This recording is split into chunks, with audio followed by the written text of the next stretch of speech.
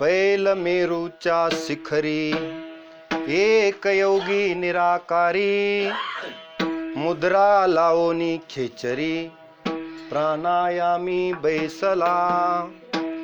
तिने सांडियली माया त्यजियली कंथा काया, मन गेले विलया ब्रह्मानंदा माझारी. अनुहत ध्वनीनाद तो पावला परमपद, उन्मनी तुर्या विनोद छंदे छंदे डुल्लत सो. तिने सांडियली माया त्यजियली कंथा काया, मन गेले विलया ब्रह्मानंदा माझारी. ज्ञान गोदावरीचे तिरी, ज्ञान गोदावरीचे तिरी स्नान केले पंचाळेश्वरी. ज्ञान देवाच्या अंतरी दत्तात्रेय योगिया. तिने सांडियली माया त्यजियली कंथा काया, मन गेले विलया ब्रह्मानंदा माझारी. विठ्ठला विठ्ठला. इकडे जरा बोलू नका मनामध्ये आवाज.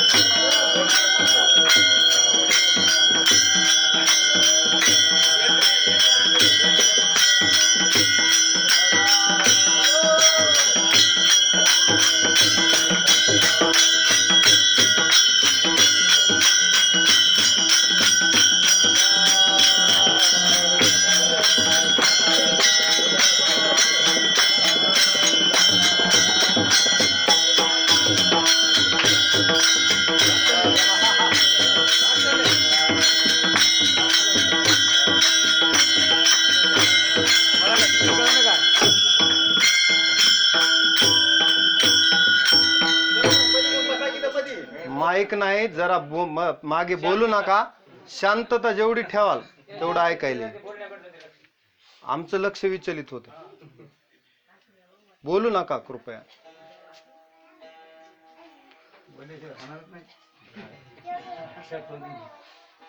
शांताकारं भुजगशयनं पद्मनाभं सुरेशं, विश्वाधारं गगनसदृशं मेघवर्णं शुभांगं, लक्ष्मीकान्तं कमलनयनं योगिभिर्ध्यानगम्यं, वन्दे विष्णुं भवभयहरं सर्वलोकैकनाथं. वसुदेवसुतं देवं कंसचाणूरमर्दनं, देवकी परमानन्दं कृष्णं वन्दे जगद्गुरुं. गुरुर्ब्रह्मा गुरुर्विष्णु गुरुर्देवो महेश्वरः, गुरु साक्षात् परब्रह्म तस्मै श्री गुरुवे नमः. महायोगपीठे तटे भीमरथ्या, वरं पुंडरीकाय दातुं मुनीन्द्रे. समागत्य तिष्ठन्तमानन्दकन्दं, परब्रह्मलिङ्गं भजे पाण्डुरङ्गं. पांडुरंगा करू प्रथम नमन.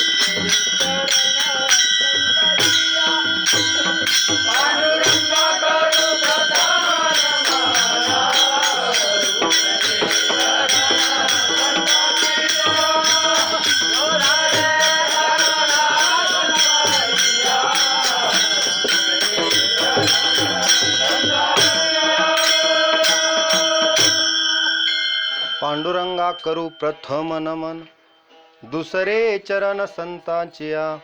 त्यांच्या कृपादाने कथेचा विस्तारू. बाबाजी सद्गुरु दास तुका. नागेंद्र हाराय त्रिलोचनाय भस्मांग रागाय महेश्वराय नित्याय शुद्धाय दिगंबराय तस्मै नकाराय नमः शिवाय. लोकाभिरामं रणरंगधीरं राजीवनेत्रं रघुवंशनाथं कारुण्यरूपं करुणाकरं तं श्रीरामचन्द्रं शरणं प्रपद्ये. मनोजवं मारुततुल्यवेगं जितेन्द्रियं बुद्धिमतां वरिष्ठं वातात्मजं वानरयूथमुख्यं श्रीरामदूतं शरणं प्रपद्ये. ओम नमो ज्ञानेश्वराय.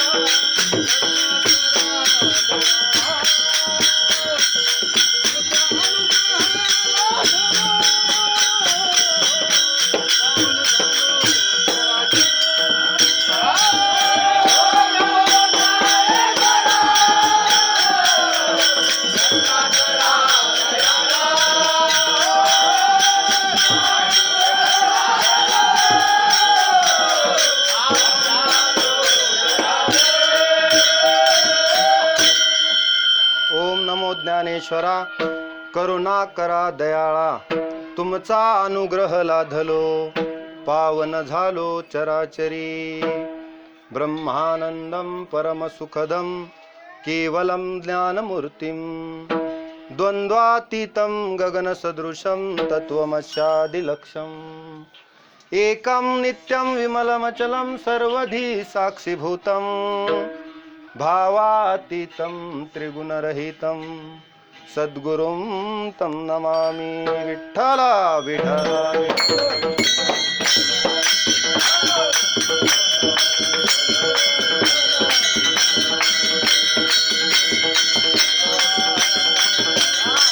भजन करा.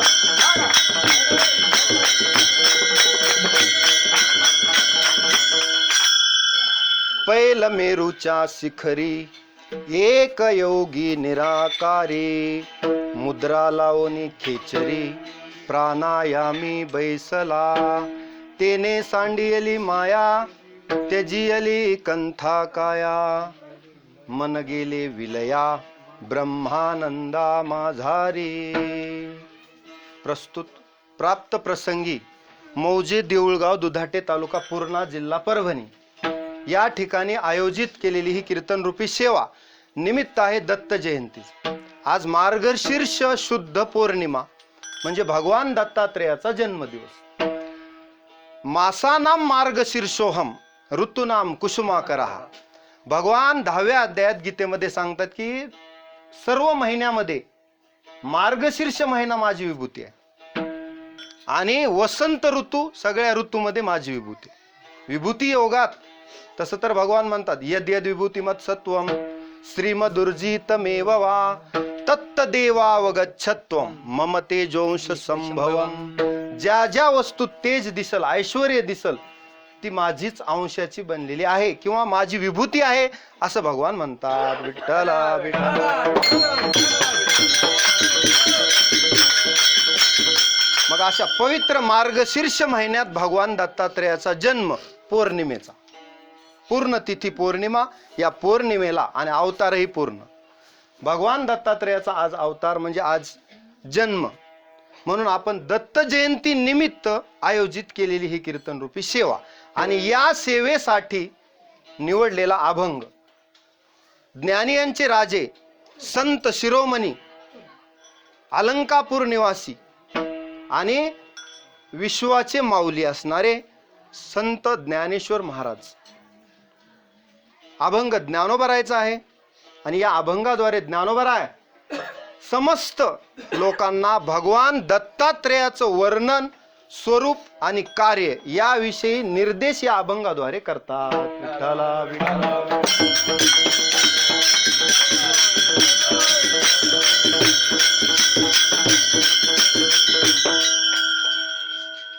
संत ज्ञानेश्वर महाराज वर्णन करालेत. ज्ञानेश्वर महाराजाचा अधिकार आपण समाधी सोहळ्यात पाहिला. नररूपे विष्णू अवतरला हा भगवान. साधारण आहेत ते. नररूपे विष्णू अवतरला हा भगवान. आपल्यासारखे आहेत दिसायला लौकिकात, परंतु आपल्या येव बुद्धे परतस्तुसह बुद्धीच्या पलीकडे असणारे संत असतात. आपल्या सामान्य माणसांना त्यांची लीला अगम्य आहे, कळत नाही, समजून घ्यावी लागते. आपल्या बुद्धीवर ज्याला गर्व आहे त्याला सुद्धा समजत नाही. जर तुम्ही अमृतानुभव वाचला तर मोठ्या मोठ्या लोकांना, पंडितांना सुद्धा अर्थ लागत. ज्ञानेश्वर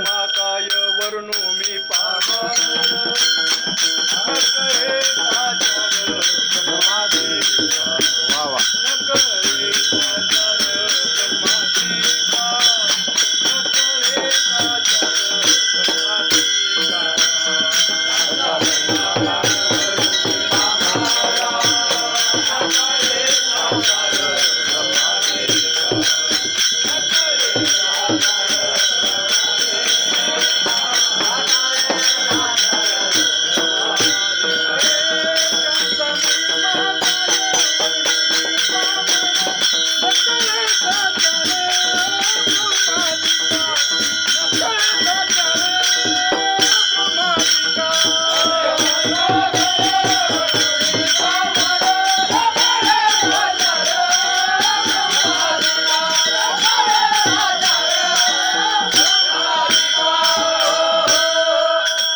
सुंदर प्रमाण.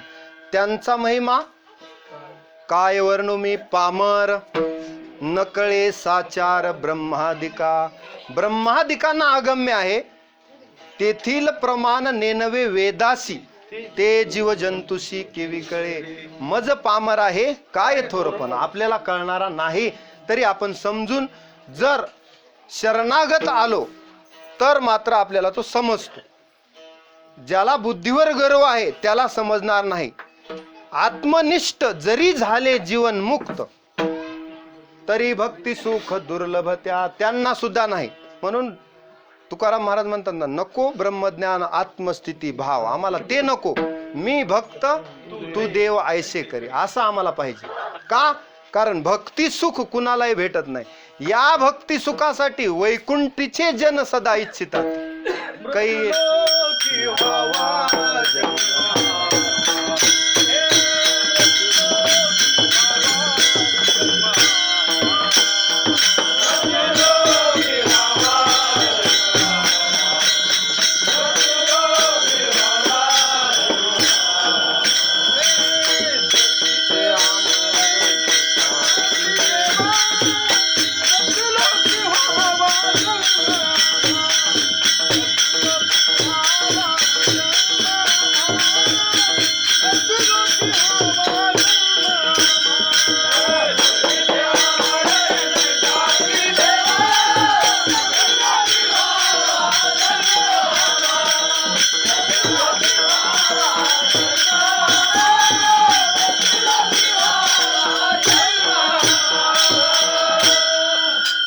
स्वर्गीचे अमर इच्छिताती देवा, मृत्यू लोकी व्हावा जन्म आम्हा. कशासाठी? नारायण नामे हो जीवन मुक्त आणि कीर्तनी आनंद गाऊ यासाठी. म्हणून इह लोकीचा हा देह देव इच्छिताती पाहे. धन्य आम्ही जन्मालो दास विठोबाचे झालो. आम्ही धन्य आहेत म्हणतात तुकोबराय, आम्ही विठोबाचे दास झालो. चला आपला विषय थोडा लांबला. सांगण्याचं तात्पर्य काय की अभंग ज्ञानेश्वर महाराजाचा आहे. ज्ञानेश्वर महाराज वर्णन कराले त्यांचा अधिकार. प्रगट गुह्य बोले विश्व ब्रह्मची केले, पायी मस्तक ठेवले. असा ज्ञानोबरायचा. कारण का? लोपले ज्ञान जगी हित नेनती कोणी. आणि काय पुढे बोल ना आज तुम्ही. ज्ञानोबा आहे, ज्ञान यांचे राजे. मी म्हणलं आज असं कसं आहे रे. विठ्ठला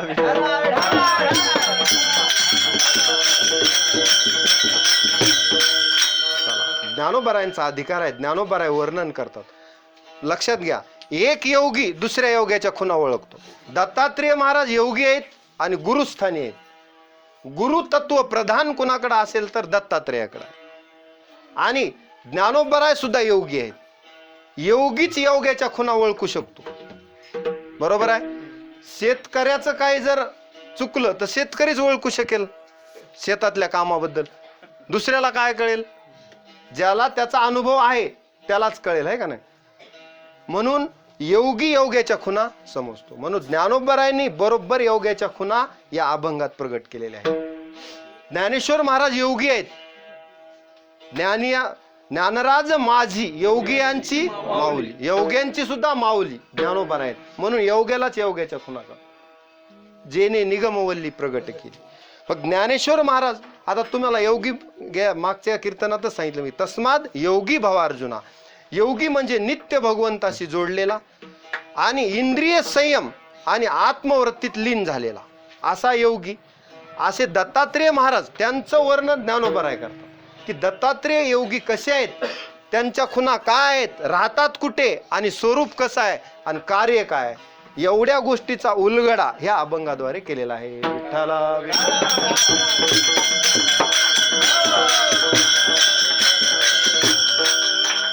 तत्पूर्वी आपण दत्त जन्माची कथा घेऊ, एकदा गुलाल घेऊ आणि नंतर अभंगाचं वर्णन करू. पहिल्यांदा कथा सांगतो. मातृवान पितृवान आचार्यवान पुरुषो वेद, असं आपल्या संस्कृतीत सांगितलं. वेदांचा अर्थ कुणाला कळतो? ज्याचे आई वडील माता यश्य पतिव्रता आणि पिता यश्य शुचिर्भूता, या दोन गोष्टी प्रमाण सांगितल्या संस्कृतीने. कोणत्या? माता यश्य पतिव्रता, ज्याची माता असेल आणि पिता शुचिर्भूत असेल त्यालाच ज्ञानाची प्राप्ती होते. अन्यथा ज्ञानाची प्राप्ती होत नाही. झाली तर ज्ञान टिकत नाही, अंगावर फुटतं. कशामुळं एवढं महत्व आई वडिलाला का? त्याचं कारण आहे सात्विक गुण ज्याच्यात प्रधान आहे. सात्विक गुणाचं महत्व भगवान 17व्या अध्यायात श्रद्धात्रय विभाग मध्ये सात्विक श्रद्धा सांगतात आणि 14व्या अध्यायात गुणत्रयामध्ये पूर्ण वर्णन करतात. तिन्ही गुणाचं, सत्व रज आणि तम, कोणत्या गुणाचा काय प्रभाव होतो. त्याच्यामध्ये सत्वगुण ज्याच्याकडे आहे, तुका म्हणे ते सत्वाचे सामर्थ्य. करावा परमार्थ अहर्निशी. ज्याला अहर्निशी म्हणजे रात्रंदिवस परमार्थ करावा वाटतो, समजायचं सत्वगुणी माणूस. ज्या माणसाला परमार्थच आवडत नाही, एक तर रजोगुणी मोह, ज्याला मोह आहे तो रजोगुणी आणि ज्याला आवडतच नाही तो तमोगुणी. आता या प्रकाराचे 3 आणि तुका म्हणे. आता इथं कीर्तन चालू आहे, कीर्तनाला यावं असं ज्याला प्रधान वाटतं तो सत्वगुणी माणूस आहे. विठ्ठला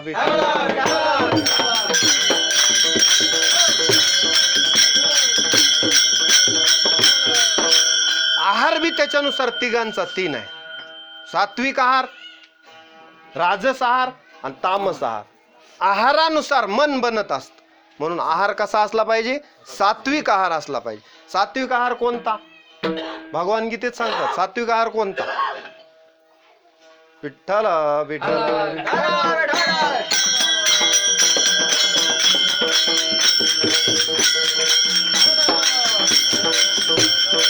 आधी राजस तामस सांगतो म्हणजे तुमच्या कटवम ललवन अत्युष्ण तीक्ष्ण वृक्ष विदाहीन आहारा राजश्रेष्ठा दुःख शोकामय प्रदा. हे राजस आहार आहे. कडू आंबट तेलकट खातो ना आपण, जास्त चटपट पदार्थ हे राजस पदार्थ आहेत. तिखट हे कसे आहेत?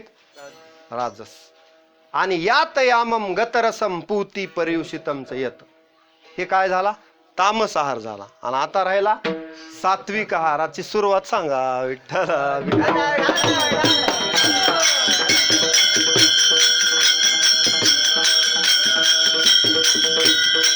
सांगा. आहार सात्विक प्रिय आहार. कोणता आहार सात्विक प्रिय आहे? जो आहार दुग्धजन्य असतो, स्निग्ध असतो, तो आहार सात्विक माणसाला प्रिय असतो. म्हणून असा सात्विक आहार श्लोक आठवल्यास सांगतो. कुणाला माहित आहे? सांगा ना. आठवण मी करायला तयारी त्याची पण आठवण. ठीक आहे ठीक आहे. विठ्ठला विठ्ठला.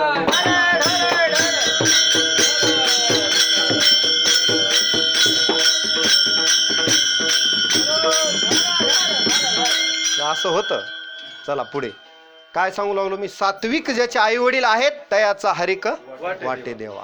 कुळी कन्या पुत्र होती जे सात्विक तयाचा हरिक वाटे देवा. माणसाला आनंद होईल यात नाही. माणसाला तर गुणवान माणूस असल्यास कुणाला आनंद होईल हो. पण देवाला जी संतती हर्ष उल्लासित करते त्या संततीला शास्त्रानं किंमत दिलेली आहे.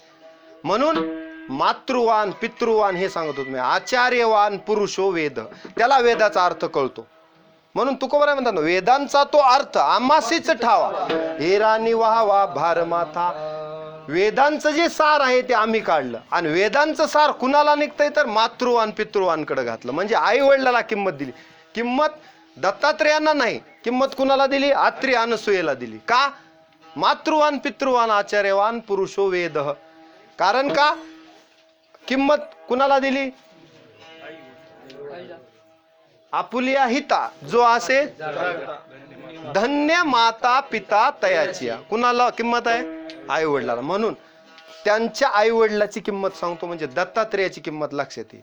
आता शुद्ध बीजापोटी आई वडिलांचा काय अधिकार आहे हे अगोदर सांगतो म्हणजे दत्तात्रेयाचा जन्म कळेल तुम्हाला. की सात्विक संतती कोणत्याही घरी जन्माला येत नाही. भगवान अवतीर्ण व्हावे आणि आपल्या पोटाला यावे असं ज्या मातेला वाटतं ती माता पतिव्रता असायला पाहिजे. वडील सुचिरभूत होते. आत्री महर्षी आत्री म्हणजे त्या काळामधले प्रतिष्ठित ऋषी. आता ऋषी असे असतात मंत्रदृष्ट ऋषी असतात. पुढल्या 1000 वर्षाचं ऋषींना कळत. जसं वशिष्ठ कसे होते? अंतर्ज्ञानी होते आणि त्रिकाल ज्ञानी सुद्धा होते. लक्षात घ्या. अंतर्ज्ञानानेही कळत होतं समोरचा माणूस कोणत्या हेतून आला. आपल्याला कळत नाही म्हणून चांगला आहे. आणि त्रिकाल ज्ञानी होते वशिष्ठ. वशिष्ठांना माहित होतं काय करायचं. म्हणून प्रभू रामचंद्र जेव्हा वनात निघाले तेव्हा सीता माता म्हणते मला सोबत येऊ द्या. राम म्हणतात हे माझ्याकडे निर्णय नाही, कुलगुरू वशिष्ठाकडे विचार. कुलगुरू वशिष्ठ त्रिकाल ज्ञानी आहेत. योग्य का अयोग्य निर्णय कुणाकडे दिला लोटून? हायकोर्टामध्ये. का सुप्रीम कोर्टच होते ते? हायकोर्टही नाही. कोणतं कोर्ट? सुप्रीम कोर्टात दिला. वशिष्ठांनी सांगितलं सीता मातेला घेऊन जाणं योग्य आहे. पुढे अनेक लोकांचा पुढेही बहुत करणे आहे. त्यासाठी सीता नसेल तर पुढलं कार्य होणार नाही. हे अगोदरच वशिष्ठाला माहित होतं. याला म्हणायचं त्रिकाल ज्ञानी. विठ्ठला विठ्ठला. अहो आत्री ऋषी जर एकदा पर्जन्य सूक्त गायला लागले तर पाऊस पडायचा. चला बोला आता ह्याच्या पुढे काय पाहिजे? इथं कृत्रिम पाऊस पाडायला किती परेशानी आहे सरकारची. पर्जन्य सूक्त म्हणल्या आत्री ऋषीनं पाऊस पडायचा. म्हणजे पाऊस त्यांच्या ताब्यात होता का? ते पावसाच्या ताब्यात होते. याला म्हणायचं ऋषीची ताकद.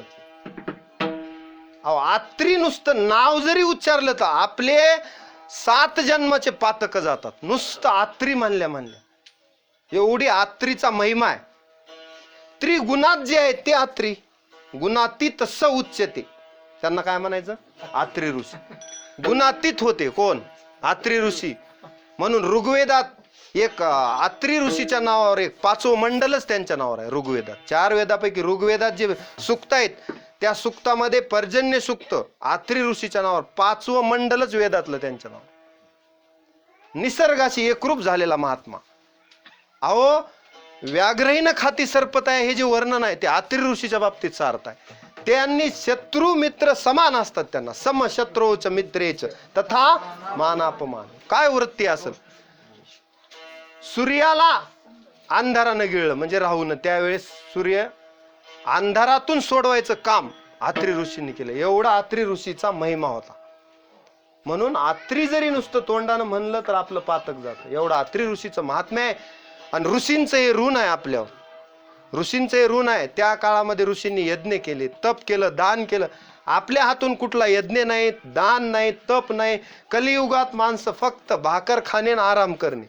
कुठलंच दान नाही, तप नाही, यज्ञ नाही आणि फक्त पावसाची अपेक्षा. कसा पाऊस पडेल? पाऊस पडण्यासाठी भगवान गीतेत म्हणतात काय? यज्ञात भवती पर्जन्यो. पर्जन्य कधी पडतं? पर्जन्यात अन्न संभवा.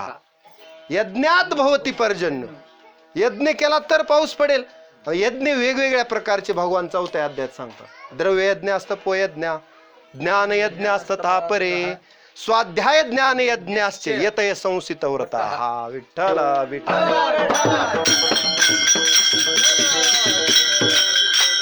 यज्ञानं पाऊस पडतो. मग तुम्ही म्हणा यज्ञ यज्ञ, आता तुम्हाला यज्ञाच पूर्वीच्या काळात जे यज्ञ होतात आता ऋत्विजच मिळत नाहीत तुम्हाला. यज्ञ करायचा म्हणलं तर यज्ञाचे मंत्र येतात कुणाला?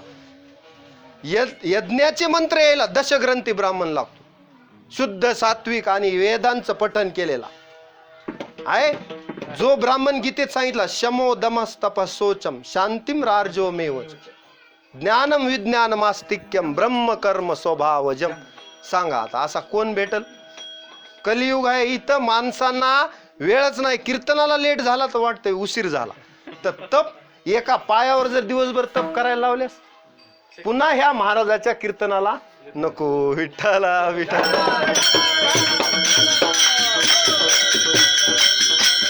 असं तप होतं. यज्ञोदानम तपश्चैव पावनानी मनीषिना. मनुष्याला पावन करणारे साधन आहेत कोणते? यज्ञ, दान आणि तप. म्हणून भगवान म्हणतात ना यज्ञो दानम तपश्चैव पावनानी मनीषिना. मनुष्याला पावन करणारे साधन आपण बुडवून टाकले.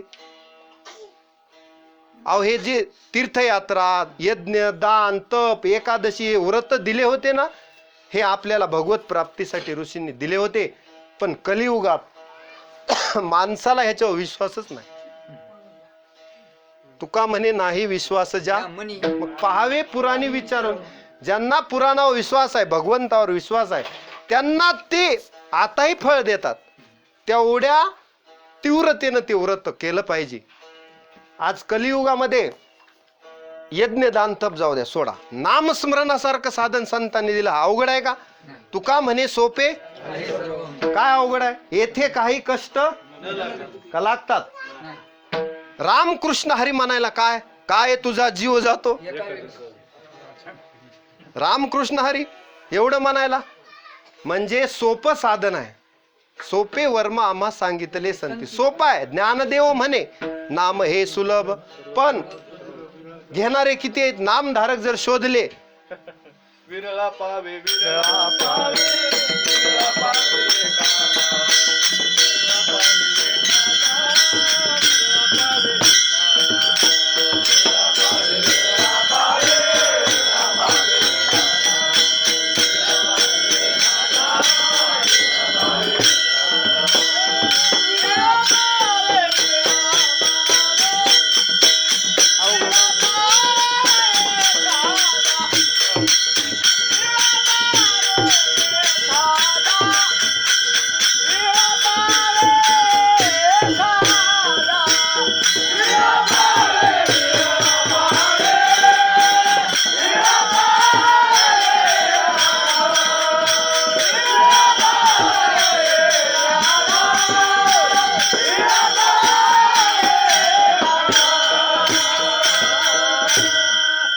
काय सांगितलं? विरळा पावे विरळा पावे. एखादाच परमगतीला पोहोचतो नामधारक.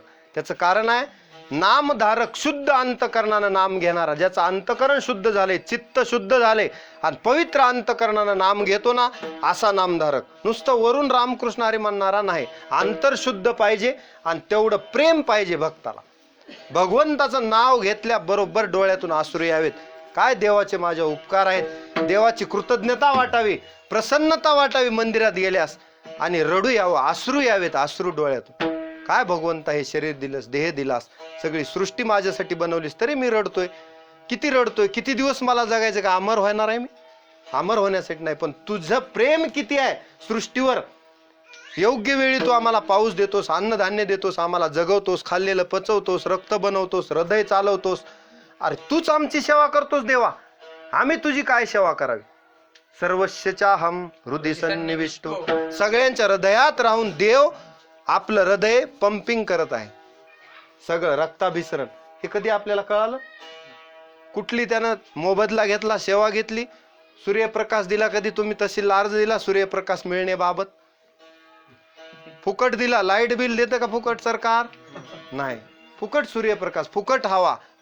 जर डॉक्टरकडे गेलात सिलेंडर लावलं तर 1000 रुपये घेत येते ऑक्सिजनचे, फुकटचा ऑक्सिजन आहे. आणखी काय द्यावं देवानं? तुझा ऐसा कोण उदारांची राशी, आपुलेची देशी पददासा. एवढं दिलं देवा, माझ्या डोळ्यात अश्रू यायला पाहिजे. ह्या सात्विक भाव, याला अष्टसात्विक भाव जागृत झाले पाहिजे. ही भक्ती आहे. भक्ती म्हणजे केवळ बाह्य कर्मकांड नाही. वृत्तीनं भक्ती का कृतीनं भक्ती? मी आता असे कपडे घातले म्हणजे मी भक्त झालो का? माझी वृत्ती भक्ताची झाली तर मी भक्त. वृत्तीनं भक्ती झाला, भक्त झाला, यो मद भक्त समे प्रिया, तो भक्त मला प्रिय आहे. विठ्ठला विठ्ठला.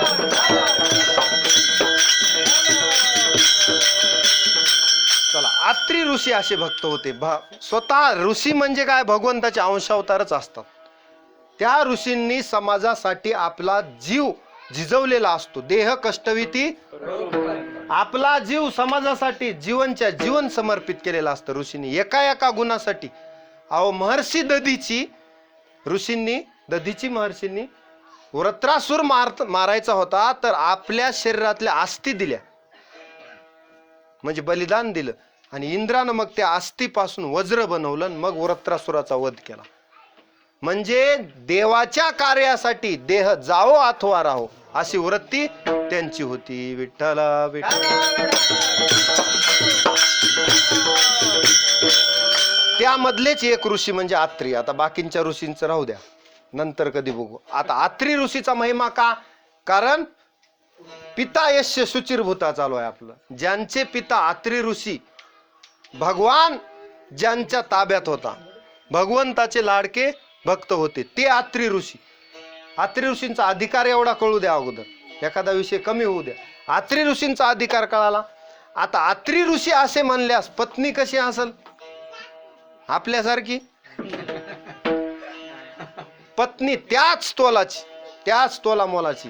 जसं आत्री ऋषी डायरेक्ट भगवंताशी बोलू शकत होते, अनसूयेचा सुद्धा पतिव्रता, तिची देवावरी, तिची सुद्धा सत्ता देवावर होती. देवाला सांगितलेलं काम तिच्या घरी करावं लागायचं देवाला. त्याचं कारण आहे, रामायणाचार्य कोण आहेत? दररोज रामायण वाचणारे. 10 वर्ष एकदा दुष्काळ पडला. रामायणात कथा आलेल्या, भावार्थ रामायणात 10 वर्ष दुष्काळच पडला. आता काय करायचं? ऋषी मुनींना खायला सुद्धा अन्न मिळेना, प्राण्यांना अन्न मिळेना. तर माता अनसूया, लक्षात घ्या, अनुसया नाही, अनसूया. जिला असूया नाही ती अनसूया. असूया म्हणजे मत्सर नाही, अनसूया रहित जी स्त्री असते तिला अनसूया म्हणे. मग माता अनसूया पतिव्रतेच्या बळावर 10 वर्ष पीक, पाणी, पाऊस आणि ऋषींना अन्न दिलं, प्राण्यांना अन्न दिलं. दुष्काळ जरी पडला, देवानं दुष्काळ पाडला, पण अनसूयेनं ऋषी तारले. भावार्थ रामायण वाचा. त्याचा परिणाम देवाला सुद्धा आश्चर्य वाटलं. जे काम मी केलं नाही, सृष्टीच्या विरोधात जाऊन कार्य कुणी केलं? अनसूयेनं केलं. 10 वर्ष ऋषी जगवले. केवढं मोठं अन्नदान, केवढं मोठं तप आहे. ऋषींनी आशीर्वाद दिला. आता तिच्या पातिव्रत्यावर सगळ्या बाकीच्या ज्या पतिव्रता स्त्रिया होत्या त्यांना वाटायला लागलं आमच्यापेक्षा जास्त तप झालं. त्यांनाच नाही, इंद्राला वाटू लागलं माझ्यापेक्षा तप झाला अनसूयेचं. देवांना चिंता पडली. आता इंद्राला अगोदर चिंता पडते. देवेंद्र म्हणजे देवाचा राजा, कारण आपलं पद कोणी घेऊ शकतं ना. एवढी लोकप्रियता म्हणल्यावर, एवढं तप म्हणल्यानंतर मग इंद्र सुद्धा घाबरला. ही पावर होती कुणाची? अनसूया मातेची. 10 वर्ष ऋषी जगवले. मग अनसूया माता अत्री ऋषीची पत्नी झाली. आता काय बघायचं काम आहे? दोघं जर असे असले तर धन्य हो गृहस्थाश्रम. त्या गृहस्थाश्रमात काही कमी असेल का? देवाला हेवा वाटत होता अत्री अनसूयेचा. देवाला हेवा कुणाकुणाचा वाटला? वशिष्ठ अरुंधती, उत्तम संसार. जमदाग्नी रेणुका, उत्तम संसार. अत्री अनसूया, उत्तम संसार. देवाला हेवा वाटायचे संसार. आपले काय संसार? देवाला हेवा वाटायचा. आणि वाटलाच. नारद मुनी आले फिरत फिरत, पार्वतीला सांगू लागले महादेव, अनसूया मोठी पतिव्रता आहे. पार्वती म्हणली आम्ही तिघे असताना कोण कोण? ब्रह्मदेव, विष्णू आणि महेश, तिघांच्या बायका पतिव्रता आहेत. आणि पहिल्या 5 सती आहेत, अहल्या, द्रौपदी, सीता, तारा, मंदोदरी तथा पंचेकम नास्मरे नित्य महापातक नाशन. आणि यांच्या पुढे तिचा महिमा आम्हाला सांगू नका, आम्हाला खरं वाटत नाही. नारद मुनीला विचारा. नारद मुनी आले होते. नाथ महाराजांनी गाथ्यात दत्त आख्यान जे दिले त्याच्यानुसार कथा सांगलो. 2 कथा आहेत, नंतर सांगतो. नाथ महाराजांच्या अगोदर पहा. प्रमाण नाथ महाराज. नाथ महाराज म्हणतात, पुढे नारद मुनी आले. नारद मुनीला प्रश्न केला, अनसूया माता पतिव्रता आहेत का? सांगतात तेवढा अधिकार आहे का? नारद मुनी म्हणले, त्याच्यापेक्षा जास्त आहे. आता तर करंट बसला, शॉक बसला. कारण मत्सर निर्माण होतो. एका स्त्री समोर दुसऱ्या स्त्रीची जर स्तुती केली, त्या स्त्रीला वाटतं माझ्यापेक्षा मार. ठीक आहे म्हणले. मग काय करावं लागेल? नारद मुनी तर कळ लावायलाच असतात. गेले ब्रह्मदेवाकडे बी गेले, सावित्रीचे कान फुंकले आणि पार्वतीचे तर फुंकले. आता राहिली लक्ष्मीचे कान फुंकले. मग आता तिघी जणीचे कान फुंकल्यावर तिघींनाही मत्सर वाटायला लागला. मग काय करावं? नारदांना विचारलं. नारद म्हणाले, काय करा, तुमच्या तिघीचे जे पती आहेत, मालक, पतींना तुमच्या आश्रमात पाठवा, अनसूयेच्या, म्हणजे ब्रह्मा विष्णू महेशला पाठवा आणि बघा अनसूया मातेचं काही सत्वहरण करता येतं का. जसं एखादा योगी, एखादा महापुरुष तप करू लागला की इंद्र अप्सरा पाठवून देत असतो. कशामुळं? त्याचं तप भंग व्हावं म्हणून. उदाहरणार्थ सांगतो, सुकाचार्याने मेरू शिखराशी सुख गेला. जनक भेटीसी पाठविला तेने, अभिमाननाने खोटे केले. व्यासांनी जनकाकडे पाठविलं, जनकाने मेरू शिखराला पाठविलं. मग तिथं समाधी साधली. कुणा? शुकाचार्याने. समाधीत विघ्न आणण्यासाठी रंभेला पाठविलं. रंभा त्याच्यात एक आख्यानच आहे, आपल्या नामदेवरायांनी गाथ्यामध्ये दिलेलं आहे, शुक आख्यान म्हणून. रंभेनं एवढे हावभाव केले, पण महात्मा असा होता शुकाचार्य, म्हणजे विरक्त. रंभेचा एकही हावभाव त्यांच्या कामाला उत्तेजित करू शकला नाही. कुणाच्या? शुकाचार्याच्या. म्हणून इतके विरक्त होते शुकाचार्य. जन्मताची संसार त्यजेला सुके. जन्मताच त्यानं संसार त्यजेला. त्याला रंभान मेनका काय करते? तपामध्ये विघ्न आलं नाही. रंभा कंटाळून परत आली. मी इतक्या दिवस असा महात्मा पाहिला नाही, म्हणजे याला म्हणायचं महात्मा. म्हणून नाथ महाराज एका ठिकाणी म्हणतात, अशी ही थट्टा आणि भल्या भल्याशी लाविला, पण 4 जण सुटले म्हणले ह्याच्यातून. कोण कोण सुटले? शुक, भीष्म, हनुमान आणि 4था कार्तिक स्वामी. यासी नाही, या 4 मात्र ह्याच्यातून सुटले. विठ्ठल विठ्ठल.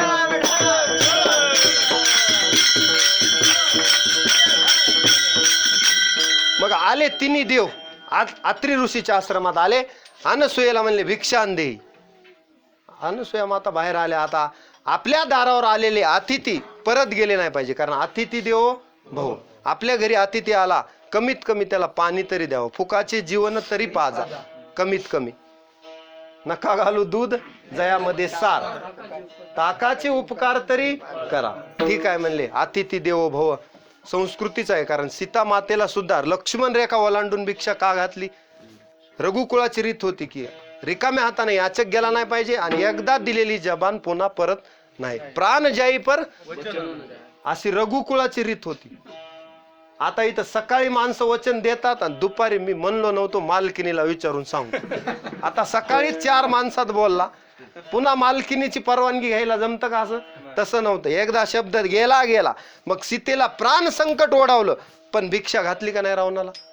प्राण संकट ओढावलं ना, मग हातानं ओढवून घेतलं, पण कुळाची रीत चुकू दिली नाही. विठ्ठला विठ्ठला.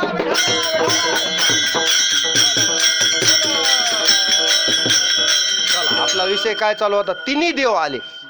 आल्यानंतर भिक्षा मागितली, पण भिक्षेमध्ये एक आट घातली. साधारण भिक्षा आम्हाला नको म्हणले. जसं चांगुनाकडे आले होते एकदा भगवान शंकर, असली भिक्षा आम्हाला नको. काय? मांस भोजन, इच्छा भोजन मागितलं आणि मुलाचं मांस मागितलं. आता ही अवघडच इच्छा आहे ना. एकुलता एक मुलगा चिलिया बाळ, कुणाचा? चांगुनेचा. आणि आता त्याचं मांस मागितलं महादेवानं. ही सत्व परीक्षा असते, त्याच्यात उत्तीर्ण झाली चांगुना. तसं आता म्हणले आम्हाला साधारण भिक्षा नाही पाहिजे, कारण हे तिन्ही देव होते. आम्हाला विवस्त्र व्हायचं, नग्न व्हायचं, मग भिक्षा वाढायची. का तर पातिव्रत्य नष्ट करायचं होतं. पण लक्षात घ्या, पातिव्रत्य नष्ट होण्यासारखी अनसूया नव्हती. अनसूया मातेचा अधिकार काय होता? आताच तुम्हाला सांगितलं. अनसूया मातेची देवावर सत्ता होती. अनसूया मातेनं लावणी हात कुरवाळीला माता सांगितले चिंता न करावी. माथ्यावर हात ठेवल्या ठेवल्या 6 महिन्याचे 3 देव बाळ झाले. शन मासाचे बाळ म्हणजे 6 महिन्याचे 3 बाळ सारखेच. तुम्ही जर म्हणलात बाबा ह्याच्यातले महादेव कोणते, ब्रह्मदेव कोणते आणि विष्णू, तर ओळखता येणार असे केले. ही ताकद आहे पतिव्रतेची. आणि मग काय, आता माता कोण झाली? आता मातेला मुलापुढे विवस्त्र व्हायला अडचण आहे का? जे तुम्ही देवानं जी आट टाकली होती त्याच्यातून गुंता कसा सोडविला? अगोदर देवांना बाळ केलं आणि आता माझे मुलं आहेत, विवस्त्र होऊन स्तनपान केलं. आता अडचण आहे का? कारण माते पुढे काहीच अडचण नाही, बाळ आहे. मग मात्र तृप्त झाले देव. इच्छा भोजन झालं का नाही? आटही झाली, पातिव्रते भंग झालं नाही. दोन्ही मध्ये त्याला म्हणायचं उगवी कोडे संकट. कळालं? मग मात्र देव तृप्त झाले. देव तृप्त झाल्यास आता मात्र इथं देव हारले आणि अनसूया जिंकली. लक्षात घ्या, इथं देवापेक्षाही भक्त वर चढ झाला. काय, भक्ताची पावर जास्त झाली देवापेक्षा. मग मात्र देव लज्जित झाले. आता काय, देव बाळ झाले, पाळण्यात टाकून झोके देऊ लागले अनसूया माता. मग ही ताकद पतिव्रतेची. देवाला बालक केलं ना, आपण माता झाली जगन माता अनसूया. विठ्ठला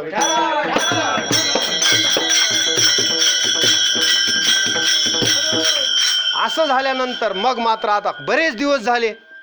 इकडं सावित्री, लक्ष्मी आणि पार्वती चिंता करू लागले. आपले पती आले नाहीत, मालक नाहीत.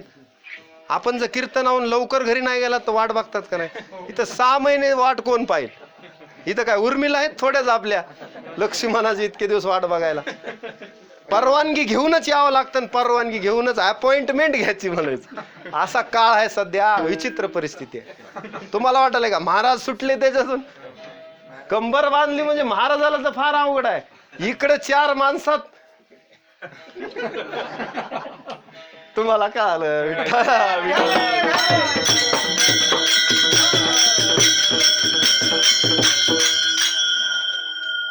चला, काय चालू होतं आपलं?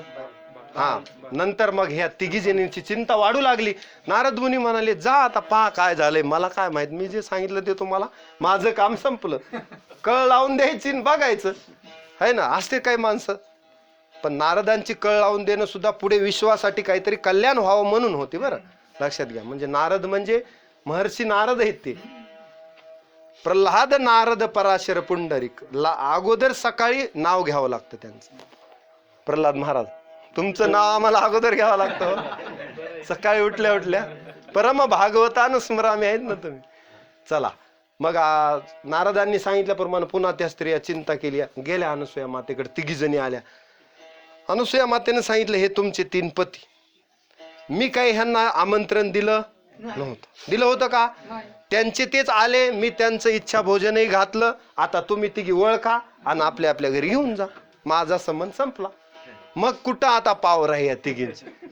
हा, आता लाईट गेली ना, आता काय करायचं? नाही नाही, आता पाय धरले अनसूया मातेचे. आता पूर्ववत करण्याचं सामर्थ्य आमच्यात नाही. आमच्यात पुन्हा देव करण्याचं सामर्थ्य नाही. समाधी जशी लावता आली पाहिजे तशी उतरवता आली पाहिजे, तसं आहे. आता बाळ केले पण पुन्हा देव करायची ताकद आमच्यात थोडीच आहे. आता हे माते आम्हाला क्षमा कर. आम्ही तुझं महात्म्य जाणलं नाही, मोठेपणा आम्हाला कळाला नाही. आम्ही आज्ञ बुद्धीचे आहेत, आम्हाला एवढं कळत नाही. आमच्या बुद्धीवर, आम्हाला रूपावर गर्व झाला, आमच्या पातिव्रत्यावर गर्व झाला, तो आता समूळ गेला. आता आम्हाला क्षमा कर. मग उदार अंतकरणाच्या अनसूया मातेनं देवांना पूर्ववत केलं. मग आता देव पूर्ववत झाल्यानंतर देव लज्जित झाली. देवाने सांगितलं, माते तुझी थोरवी आम्हाला सुद्धा कळाली नाही, अगम्य आहे आम्हाला सुद्धा. आता काय कर, तुला जे पाहिजे ते माग, आम्ही तुझ्यावर प्रसन्न नाही. कुणाला म्हणले देव? अनसूया माता. अनसूया मातेनं काय मागावं? अनसूया माता म्हणतात, तुम्ही 3घाच्या अंशानं युक्त असा पुत्र मला द्या, ज्याच्यात 3घाचे बी गुण असावेत.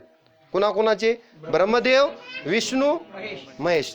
तुम्ही 3 आलात ना, आता 3 जण नाही, तुम्ही 3 अंश रूपानं माझ्या पोटी या. हीच मला तुमची दक्षिणा, म्हणजे हेच मला तुम्ही वर द्या. देव म्हणले तथास्तु.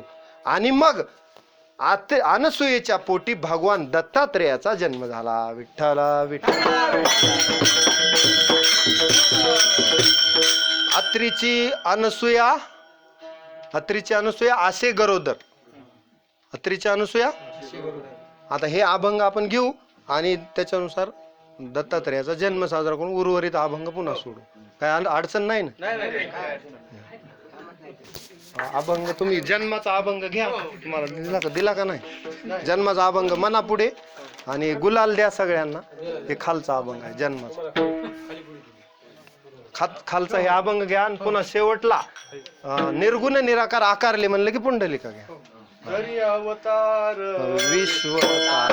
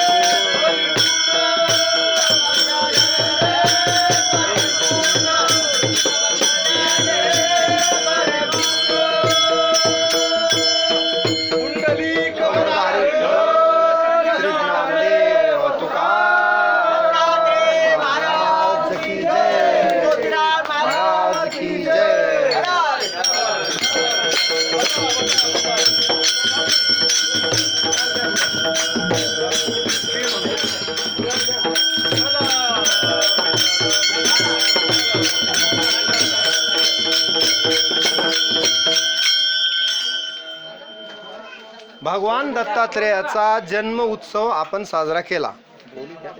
धरी अवतार विश्वतारावया. मग भगवान महेश, भगवान ब्रह्मदेव, विष्णू आणि महेश या तिघांच्या तेजानं जो पुत्र अनसूया मातेला झाला तो पुत्र म्हणजे दत्तात्रेय. धरी अवतार विश्वतारावया. अत्रीची अनसूया गरोदर. कधी झाला मग त्याची तिथी सांगितली एकनाथ महाराजांनी. कधी? शुक्ल पक्ष दिनी. पूर्ण तिथी आहे शुक्ल पक्ष दिनी. नक्षत्र रोहिणी आणि पूर्ण तिथी आहे ना आजची. त्याच्यानंतर काय सांगितलं? तिथी पौर्णिमा मास मार्ग शीर्ष गुरु तो वासर उत्सव काळ. हे त्याची तिथी सांगितली देवाच्या जन्माची. एका जनार्दनी पूर्ण अवतार आणि निर्गुण निराकार आकारले. निर्गुण निराकार परमात्मा अनसूयेच्या पोटी आकाराला आला. विठ्ठला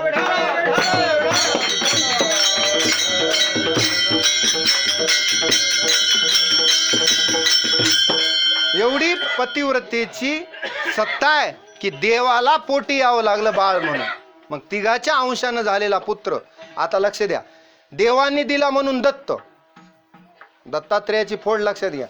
सांस्कृतिक कार्य करण्यासाठी देवानं दिलेला पुत्र म्हणून त्याला दत्त म्हणायचं. दत्तराव महाराज काय म्हणायचं? तुमचं नाव दत्त आहे ना. सांस्कृतिक कार्यासाठी भजनासाठीच देह आहे ना त्यांचं. सांस्कृतिक कार्यासाठी झिजवला दिलाच होता देवानं कार्य करण्यासाठी. गुरुतत्व आहे ना म्हणून दत्त. आता आत्रीचा पुत्र म्हणून आत्रेय, मग दत्त अधिक आत्रेय बरोबर दत्तात्रेय. विठ्ठला विठ्ठला.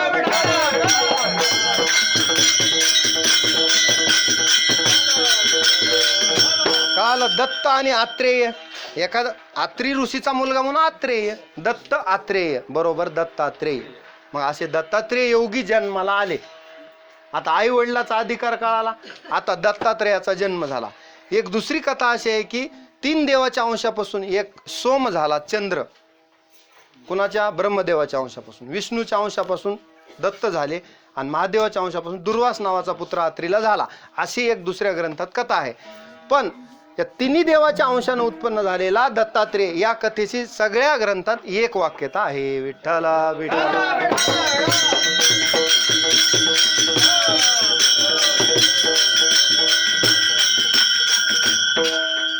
आता दत्तात्रेय आपण जर मूर्ती बघितली, हाती कमंडलू दंड, दत्त मूर्ती ती अखंड, ध्यान लागो माझे मना, विनवितो गुरु राणा. जर मूर्ती बघितली तर अखंड आहे आणि हातात काय आयुध आहेत. 3 देवाचे ते 2-2 आयुध त्यांनी घेतले. ब्रह्मदेवापासून कमंडलून माळ घेतली, जपाची माळ आणि कमंडलू. विष्णूकडून चक्र एक घेतलं आणि गदा हे शंख एक घेतला विष्णूकडून, आणि महादेवाकडून त्रिशूळ एक घेतला आणि डमरू एक घेतलं. हे आयुध 6 आयुध 3 देवापासून 2-2 दत्तात्रेयांनी घेतले. कशासाठी? की भक्ताच्या रक्षणासाठी आणि दुष्टाच्या भक्ता राखे आणि दुर्जनाशी संहारे. आणि प्रत्येकाचं प्रतीक आहे ते, त्या देवाचं प्रतीक म्हणून ती 2-2 आयुध सगळ्या देवाकडून दत्तात्रेयांनी घेतली. जवळी असे कामधेनू, तिचा महिमा काय वानू. कामधेनू जवळ आहे, काके झोळी पुढे श्वान. आता एक थोडा क्षेपक अभंग आहे तरी मी प्रमाण घ्यायला हरकत नाही. काही अभंग जे क्षेपक असतात ते सहसा कोणी घेत नाहीत. घेतले तर काय अडचण नाही, परंतु त्याच्यावर थोडासा संभ्रम आहे. काही महाराजांना थोडंसं डोकं उठतं म्हणून आम्ही सहसा नको तर नको. पण काही वाईट नाहीत, क्षेपक अभंग म्हणजे काय वाईट आहेत का? पण त्याचा निर्णय झालेला नाही की हे तुकोबरायचे आहेत का मध्ये सालू मालून काही, म्हणजे ह्याचा मेळ नाही. म्हणजे ह्याचा पण गाथ्याच्या शेवटी क्षेपक अभंगाची सूची सेपरेट दिली आहे. परंपरेनं चालत आलेला अभंग आहे, काके झोळी पुढे श्वान, नित्य जानवीचे स्नान. हे जे अभंग आहे, तर तुम्ही आता मी एका कीर्तनामध्ये अभंग नाही घेतला पण प्रमाण घेतलं. एक महाराज म्हणले क्षेपक आहे, म्हणलं राहिलं. विठ्ठला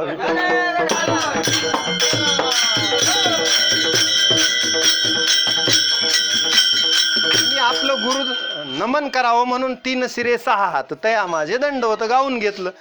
मला घेण्यामध्ये काय दत्तात्रेयाचंच वर्णन आहे, फक्त तो परंपरेनं चालेला अभंग आहे. पण त्याचा तुका म्हणे तुकोबरायच्या ज्या गाथा, तुकोबरायची जी गाथा आपण देवडीकरांची मानतो त्याच्यात नाही, एवढाच बदल आहे. तुमच्याही माहितीसाठी असावं. म्हणजे असं काय अडचण नाही फार मोठी, पण कसं असतं ज्याच्यावर ज्या गुरुचा परिणाम झाला डोक्यावर तसं त्याचं डोकं चालत असतं. मग गुरुनुसार महाराज बदलला की महाराजाचं सांगणं बदललं. आम्हाला जसे गुरु लाभले त्या गुरूंनी जे सांगितलं ते आमच्या डोक्यात.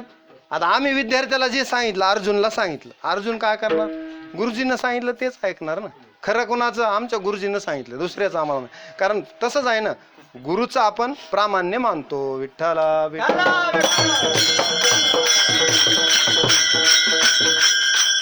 मग असे दत्तात्रेय योगी जन्माला आले. आता हा दत्त जन्म साजरा झाला आपला.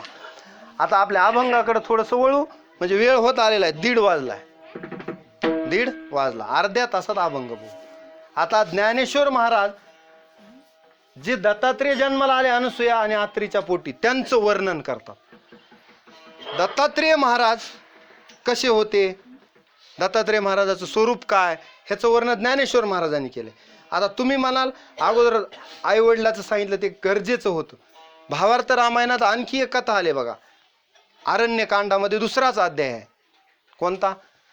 राम वनवासाला निघाल्यानंतर पहिल्यांदा अत्री ऋषीला भेटले. अत्री ऋषीच्या आश्रमामध्ये गेले. अनसूया मातेनं पातिव्रत्याची जे लक्षण आहेत, जी दीक्षा आहेत, ती सीता मातेला दिली. काही आभूषणही दिले आपल्या अंगावरले. अत्री ऋषीनं काही शस्त्रास्त्रही प्रभू रामचंद्रांना दिले. आणि तिथून पुढे कुठं जायचं मार्गदर्शनही अत्री ऋषींनी प्रभू रामचंद्राला केलेली कथा कुठं आलेली आहे? रामायणात आले बरं. अत्री अनसूयेची सुद्धा कथा अरण्यकांडात 2रा अध्याय भावार्थ रामायणातले. बरं, भागवतामध्ये द्वादश स्कंदात का एकादश स्कंदामध्ये भगवान दत्तात्रेयाने केलेल्या 24 गुरुचं वर्णन आले. 24 गुरुचं भगवान दत्तात्रेय दासोपंताकडे होते, त्याचंही वर्णन काही ग्रंथात आहे. आणि नाथ महाराजाच्या घरी तर दत्त चोपदारी करीत असे. नाथ महाराजाच्या घरी श्री एकनाथ सदनी माधवजी सर्व काम हे करीतो, स्वकरे चंदन घासी गंगेचे पाणी कावडी भरितो. देव पाणी भरायला, दत्त महाराज चोपदारी करा. एवढा कुणाचा अधिकार होता? जन नाथांचा. ते नाथ महाराज आपल्या महाराष्ट्राचे. किती आपली छाती फुगायला पाहिजे. नाथ महाराज म्हणजे साधारण आहेत नुसतं एकनाथ. एकनाथ म्हणजे साधारण नाव आहे. एकनाथ नाम घेता सुख साधारण आहेत एकनाथ महाराज. एकनाथ महाराजांची ही सत्ता आहे. देव त्याच्या घरी राबतो. निळा म्हणे देव हा दत्त चोपदारी करीत असे. कावडीने पाणी ज्या घरी चक्र पाणी आणि अनंत भक्ती भावे निळा त्याचे पाय. एवढा अधिकार नाथ महाराजांचा. विठ्ठला विठ्ठल.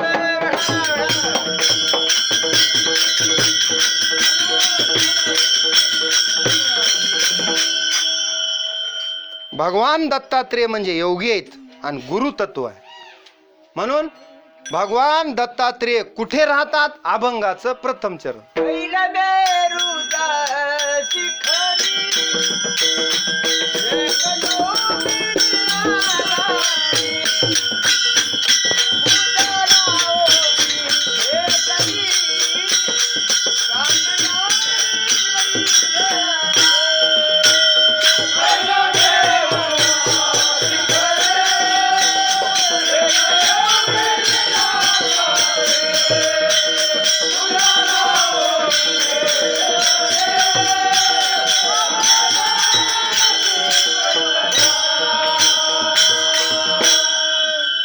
पैल मेरूचे शिखरे एक योगी निराकारी, मुद्रा लावणी खेचरे प्राणायामी बैसला.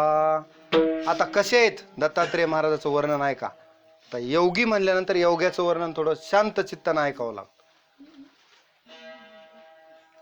पैल मेरूच्या शिखरावर आहेत.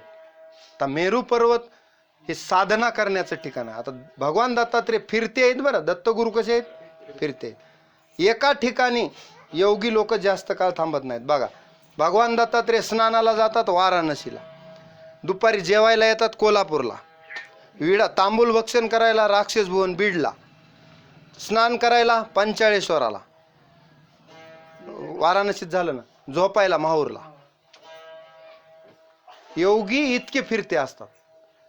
भगवान दत्तात्रेयाचं भ्रमण, त्याचं कारण काय? की चराचर सृष्टीत दत्त तत्व व्याप्त आहे याची ती प्रचिती आहे चराचर स्वरूपात. म्हणून भगवान दत्तात्रेयाचं वर्णन करताना वास्तव्य या ठिकाणी ज्ञानेश्वर महाराजांना साधना करताना सांगितलेलं आहे योगी स्वरूपातलं. की पैल मेरूच्या शिखरी. कुठं आहेत? पैल मेरूच्या शिखरावर. आता लक्षात घ्या, ह्याचा रंगनाथ स्वामींनी अर्थ असा सांगितला. रंगनाथ महाराज परभणीकर वेदांत सांगायचे. त्यांनी सांगितलं की पैल मेरूच्या शिखर. मेरू पर्वत हा आपल्यासाठी स्थूल दृष्टी नाही, पण वास्तविक पैल मेरूच्या पलीकडे म्हणजे जागृती, स्वप्न आणि सुसुप्ती या 3 अवस्थांच्या पलीकडे जो पोहोचलेला आहे त्याला म्हणायचं पैल मेरूच्या शिखरी. लक्षात आलं तुमच्या? 3 अवस्थेच्या पलीकडे जो गेला, गुणातीत होऊन या देहाशी तादात्म्य राहत नाही, या सृष्टीशी म्हणजे देहाभिमान गेला, देह तादात्म्यही गेलं, ब्रह्मवर्ती आत्मवृत्ती आपल्या ब्रह्मस्वरूपात लीन करून असे योगी निद्रा घेत असतात. त्याला म्हणायचं उदासीन वृत्तीत असतात. आणि त्यांचा देह कसा असतो? उदासीनाचा देह ब्रह्मरूप, उदासीनाचा देह ब्रह्मरूप, नाही पुण्य पाप लागत त्या,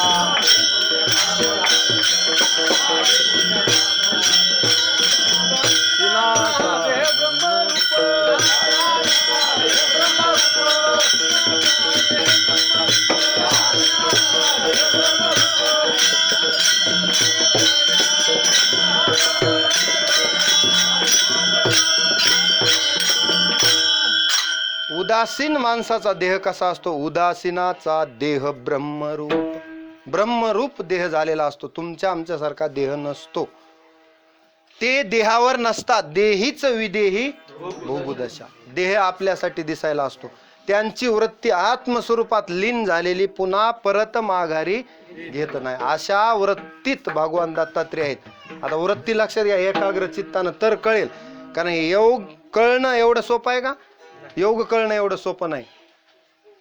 भगवान दत्तात्रय ह्या 3 अवस्थांच्या पलीकडे जाणं त्याला म्हणायचं गुणातीत. त्रिगुणाच्याही पलीकडं त्रिगुणातीत. गुणातीत स उच्चते ही वृत्ती काय आहे? गुणातीत वृत्ती. तशी देह तादात्म्य सोडून आपली वृत्ती ब्रह्मस्वरूपात लीन करणं त्याला म्हणायचं योग निद्रा. उदासीनम वदासीन मसक्तम तेषु कर्मसु. त्यांना कुठलीच आसक्ती जगाची नसते. पुत्र दार ग्रहादिषु. कुणाची तरी असते का? पुत्र नाही, दारा नाही, ग्रह नाही. कशाचीच चित्तात आठवण नाही. कसलं चित्त असेल? एवढं चित्त तद्रूप व्हावं लागतं. एका जनार्दनी चित्त, एका जनार्दनी दत्त तद्रूप हे झाले. एवढी तद्रूप अवस्था कधी होते माहित आहे? ज्यानं सकाळी ब्राह्म मुहूर्तावर उठल्यानंतर भगवंताशी तादात्म्य साधलं त्याचीच होते. कुणाची होत नाही. त्याला आपण काय म्हणतो? सकाळी ध्यान धारणा करणं. त्याचीच वृत्ती लीन होते भगवंतामध्ये. इतकी लीन होते की त्याला जगाचा विसर पडतो. विषयी विसर पडिला निशेष. ही वृत्ती लक्षात घ्या. अंगी ब्रह्मरस ठसावला. आता ज्याच्या अंगात ब्रह्मरस आहे उमटती चिन्हे अंगी. ब्रह्मप्राप्ती अंगे दिशे. उमटती ठसे ब्रह्मप्राप्ती अंगी दिसे. अशी ब्रह्मप्राप्ती त्यांच्या अंगात दिसत होती. कुणाला? ज्ञानोबा राहिला. म्हणून ते म्हणतात पैल मेरूच्या शिखरी. मेरू पर्वताच्या शिखरावर 3 अवस्थांच्या पलीकडं एक योगी निराकारी. एक योगी आहे. कसा आहे तो? निराकार आहे. अंतकरण कसं झालेलं आहे? स्वच्छ शुद्ध भगवंतात वृत्ती लीन झालेली आहे. जगाचं काहीही घेणं देणं नाही. आपल्या देहाचंच नाही तर जगाचं काय? अशा वृत्तीत पैलमेरूच्या शिखरी एक योगी निराकारी. कसा बसलेला आहे तो योगी? मुद्रा लावणी खेचरी. खेचरी मुद्रा ही योगातली एक मुद्रा आहे. प्राणायामी बैसला. प्राणायामात म्हणजे श्वासावर नियंत्रण आणि देवाकडे चित्त. आणि देव आणि भक्त वेगळे नाहीच. त्याला म्हणायचं मी आणि तू हे वेगळे नाहीत, एकच झाल्याचा अनुभव जेव्हा आपल्या भक्तीत येते तेव्हा त्याला चित्त एकाग्रता असं म्हणतात. काय म्हणतात? चित्त एकाग्रता ज्याची झाली ब्राह्म मुहूर्तावर चित्त एकाग्रता होते. शांत वातावरण असतं. भगवंताशिवाय दुसरं काही दिसत. भूत भविष्य वर्तमान सुद्धा नाही. अशा वृत्तीत हा योगी लीन झालेला आहे. विठ्ठला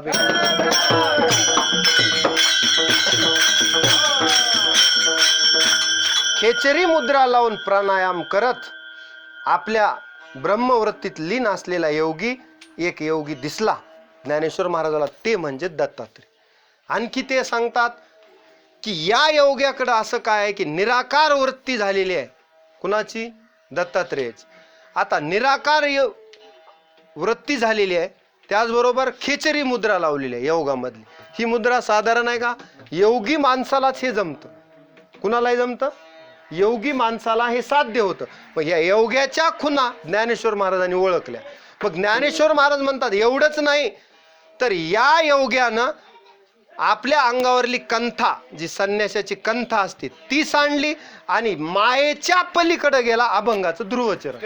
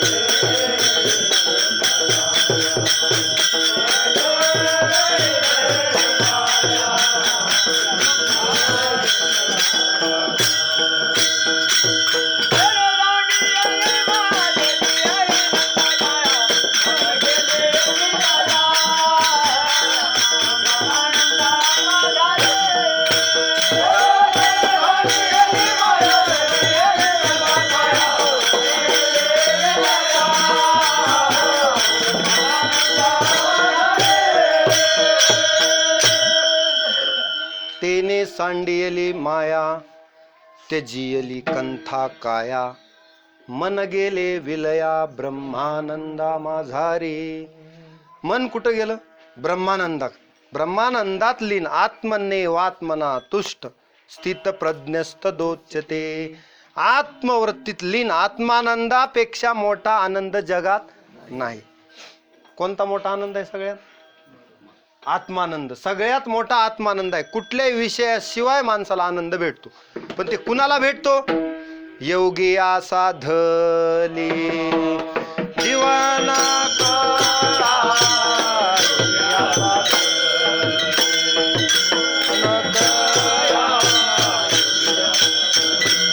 नामामृत गोडी. नामामृत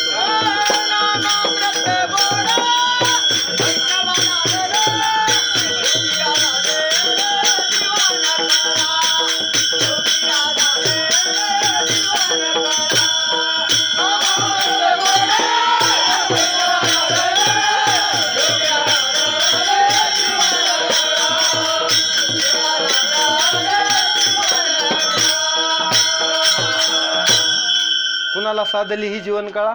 योगिया साधली जीवन कळा. ही योग्यालाच आनंद मिळतो. आपल्याला मिळतो असं नाही. आपल्याला नामस्मरणात जे आनंद मिळतो तो योग्यांना कुठं मिळतो? जीवन कळा साधतात ते. लक्षात घ्या.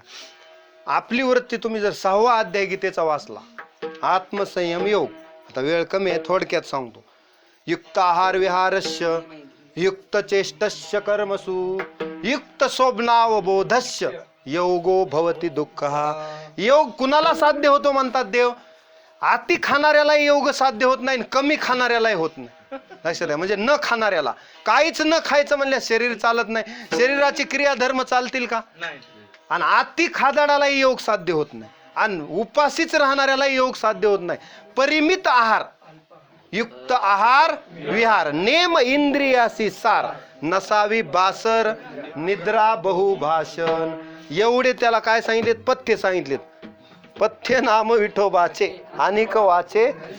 हे पथ्य आहेत. कोणते? युक्त आहार विहारस्य. आपला तर जेवणाचा टाइम नाही, फिरायचाही टाइम नाही, बोलायचाही टाइम नाही. उचलली जीभ. काहीही माणसानं बोललं नाही पाहिजे. बोलण्याची नाही. एका देवाविन काही. कोणी जगातला काही जरी म्हणला आपल्याला तरी आपण देवाशिवाय बोलावा विठ्ठल.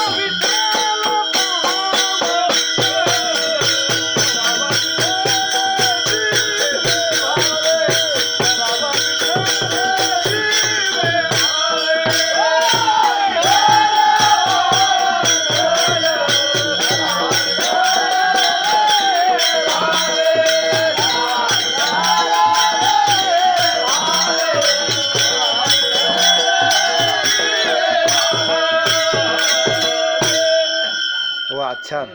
बोलावा विठ्ठल, पाहावा, करावा जीवे भावे. हे महत्वाचं आहे. विसरला होता ना शेपूट. कसा पण जीवे भावे. जीवे आपला आहे का तसं? जीवे भावे. बरं. येणे सोसे मन झाले हाव बरे आणि परत माघारी. मग आता घरी जाणार का? तद्रूप हे झाले चित्त. तद्रूप झालं पाहिजे चित्त. आता बघू. म्हणजे योगी होणं किती अवघड आहे. योगी होणं एवढं सोपं आहे का? भगवान म्हणतात तस्माद योगी भव अर्जुना, पण योगी व्हायला तयार नाही. तेशाम नित्याभियुक्तानाम, नित्य अभियुक्त पाहिजे, सतत देवाशी जोडलेला. आपली बघा बुद्धी काय करते, कनेक्टेड राहते कधीपर्यंत, आता कीर्तनात आहे तोपर्यंत. कीर्तनातून गेले की डिस्कनेक्ट होते, म्हणजे कनेक्शन तुटतं, रेंज जाते पुन्हा. पण भक्त हा 24 तासासाठी भक्त असतो, एका तासासाठी भक्त आहे असं होतं का? एखादी बाई म्हणली मी 18 तास पतिव्रत आहे, जमल का? 24 तास नाही, अखंड जीवनभर पातिव्रत्य पाहिजे. तसंच आहे, अखंड खंडेना जीवन. रामकृष्ण भक्त म्हणजे मी 2 तास भक्त आहे कीर्तनापुरता असं, मी 24 तासासाठी भक्त आहे. अखंड ही जी माळ घातली पवित्र तुळशीची, कशासाठी तुलसी दल ठेवलं? इदम न मम श्रीकृष्णार्पण. कुणाला अर्पण केलाय देह? आणि मग कुठं आपण वापरालो? संसाराला वापरालोत का नाही? खरंच नाही. किती लबाडी आहे माणसाची, लबाडी आहे का नाही? माणसाची ही लबाडी आहे. देवाला जेने हा जीव दिला दान म्हणतो का नाही? पोटातून बाहेर येईपर्यंत पुन्हा केव्हा केव्हा म्हणतो, लगेच बाळ लहान बघा ना, येईपर्यंत काय सांगू म्हणतो, पुन्हा बाहेर आल्यास करीन चिंतन म्हणतो, पण पुन्हा चिंतन करायचं नाव घेत, चिंता मात्र करतो. विठ्ठला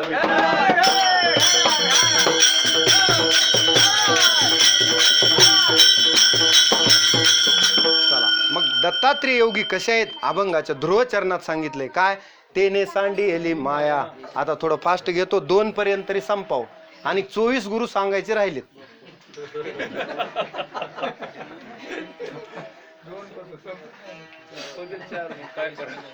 बघा कसं, हा जेवढे वाचतील तेवढे काय. मग हा काय चालू होतं आपलं?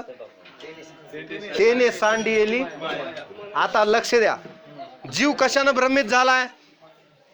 पण ह्याला एकाग्र चित्त नाही ऐकवलं, कारण वेदांत आहे बरं इथं. आता हे अभंगच कसा आहे, योग्यामधला अभंग सोडवायचा म्हणल्यास चित्त एकाग्र तुमचं पाहिजे. श्रोते प्रसन्न असले तर महाराजाला अभंग सुटतो, नाही तर मग तुम्ही जर समाधी लावून बसलात तर मग काय सुटणार? लक्षात, तेने सांडी एली माया. आता माया सांडली म्हणजे मायेच्या पार गेले. आता मायेच्या पार जाणं म्हणजे काय? मायेच्या पार म्हणजे काय? त्याचं कारण काय? माया लक्षात घ्या, शुद्ध ब्रह्म कोण आहे? शुद्ध ब्रह्म. शुद्ध ब्रह्माला मायेची उपाधी लागली आणि त्याच्यामुळं ईश्वराला अवतीर्ण व्हावं लागलं. आता शुद्ध ब्रह्माला मायेचं सहाय्य घ्यावं लागलं बरं, लक्षात घ्या, म्हणून त्याला अवताराला यावं लागलं. वास्तविक शुद्ध ब्रह्माला अजन्म आहे देव, त्याला जन्मही नाही मृत्यूही नाही. पण देवाला असा संकल्प निर्माण झाला की जगामध्ये यावं, काही लीला करावी. लोकवत्तु लीला कैवल्यम, देव अवतीर्ण होतो. मग मायेचं सहाय्य घेतल्याशिवाय येता येत नाही ना, प्रवेशद्वारच नाही. मग मायेचं सहाय्य घेतलंय देवानं फक्त आपल्यासाठी, तरी सुद्धा देव मायेच्या पलीकडे आहे. लक्षात घ्या, आपण मायेत गुरफटलोत. माया काय करते? नाही तो चित्रपट दाखवते ना आहे तो दाखवत, हे मायेचं लक्षण आहे. म्हणजे खरं ते खोटं दाखवते, खोटं ते. आता तुम्हाला जगत कसं वाटतंय? खरं वाटतंय ना सगळं. आणि मी जर म्हणलं ब्रह्म सत्य जगन मिथ्या, तुम्ही म्हणताल महाराज आम्हाला तर लेकरं बाळ संसार हे घरदार हे सत्य दिसालय, ब्रह्म तर उलट दिसना कुठं. कुणं पाहिलंय का ब्रह्माला? आणि तुम्ही तर म्हणतात ब्रह्म सत्य आणि जगन मिथ्या. हीच तर माया आहे ना. मग माया काय करते हे कळू देत. मग मायेनं जीव भ्रमलाय. वास्तविक तो शुद्ध आहे, पण मायेनं मायोपाधी शिव बोली जेते. कारण का? अविद्या आणि अज्ञान हे 2 चिटकलं जीवाला. कशामुळं? कशामुळं जीव कशामुळं धोक्यात आला? भ्रमला. कशामुळं भ्रमित झाला? अज्ञान आणि अविद्या ते मायेचेच आहेत. अज्ञान आणि अविद्या. आपल्याकडे अज्ञान आहे, अविद्या आहे. माणसाला ज्या दिवशी कळेल की मी ब्रह्म आहे, अहम ब्रह्मास्मी, आता ही योग्याची अवस्था आहे. आद्य गुरु शंकराचार्यांना हे सांगावं लागलं की ब्रह्म सत्य आपल्यासारख्याला सांगता येत नाही, तरी पण कळायला सोपं सांगितलंय आचार्यांनी. आचार्याचे जगावर उपकार आहेत. आचार्यांनी अद्वैत ब्रह्मज्ञान सांगितलं, तेच माऊलींनी अमृतानुभवात सांगितलं, तेच ज्ञानेश्वरीत सांगितलं. आणि नामपाठ हरिपाठ आपल्यासाठी दिला सोपा. एवढं साधारण लोकांना कळणार नाही, पण हा अभंग आता आलाय खोलात तर जावंच लागतं. विठ्ठला विठ्ठला.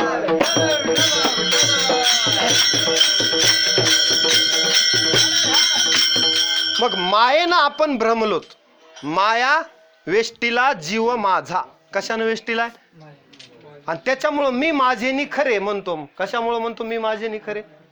कशानं? मायेचा परिणाम आहे. मी माझेनी खरे. हा, माया विघ्ने भ्रमला खरे. काकड्यामध्ये म्हणता मी माझेनी घरे, हे तो संपत्तीचे वारे साचो कारे जाईल विठ्ठला विठ्ठला.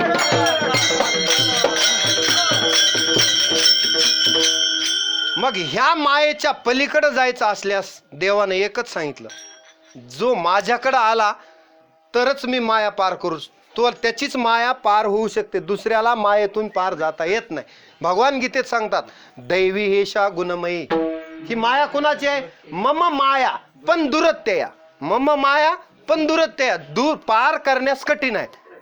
पार करण्यास, आता तुम्हाला ही गंगा पार करायची आहे तर त्या नावाड्याकडे जावं लागेल किंवा स्वतः पोहून तरी जावं लागेल. दोन मार्ग आहेत, स्वतः पोहून जाणे नाही तर नावाड्याची साथ घेणे. मग देव म्हणतात तुला पलीकडे जायचंय मायेच्या, तर माझ्याकडे आहे. कधी आहे? माझ्याकडे आहे. ही माया माझीच आहे. दैवी येशा गुणमयी मम माया दुरत्यया. पण भल्या भल्यांना पार करणं कठीण आहे. पण एक त्याच्यामध्ये देवानं वर्म सांगितलं, ज्याला पार करायचंय ना, मामेव ए प्रपद्यन्ते. लक्षात घ्या, मामेव ए प्रपद्यन्ते. जो माझ्याकडं आला माया मेताम तरंती ते, त्याला मायेतून मी तारून नेतो. मनवोनी शरण जावे.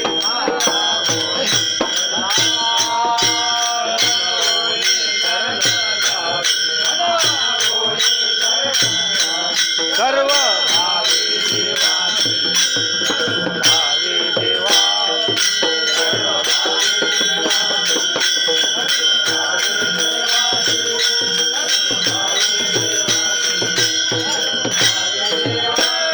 तो हा उतरील पार.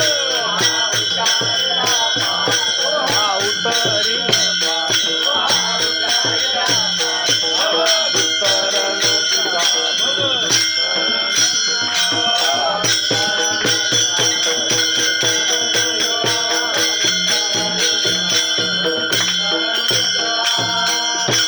मला काय पाहिजे होतं? तो हा उतरील पार. आपलं हे चालू होतं म्हणून ते घ्यावं लागलं. डबल काय पाहिजे होतं मला?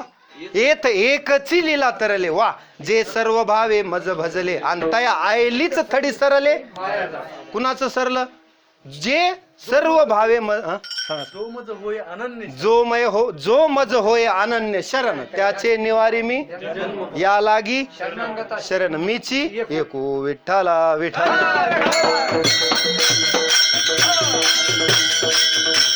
आता सुटत नाही कीर्तन. आता प्रल्हाद महाराज बी बोलले, यांचं काय ना माणिक महाराज बी बोलले. आता कशाला कीर्तन सुट? असं झालं, ह्यालाच कीर्तन म्हणायचं. आता बरोबर आले. उग मी सांगायचं मोठा ज्ञान आहे ब्रह्मदेव झाल्यासारखं, तुम्ही ऐकायचं असं थोडंच आहे. तुम्ही आम्ही गदारोळी ह्याला म्हणायचं कीर्तन. असं कीर्तन झालं पाहिजे. आज देऊळ गावात कीर्तनाला माईक नसताना एवढा रंग म्हणजे पहिल्यांदा आला विठ्ठला.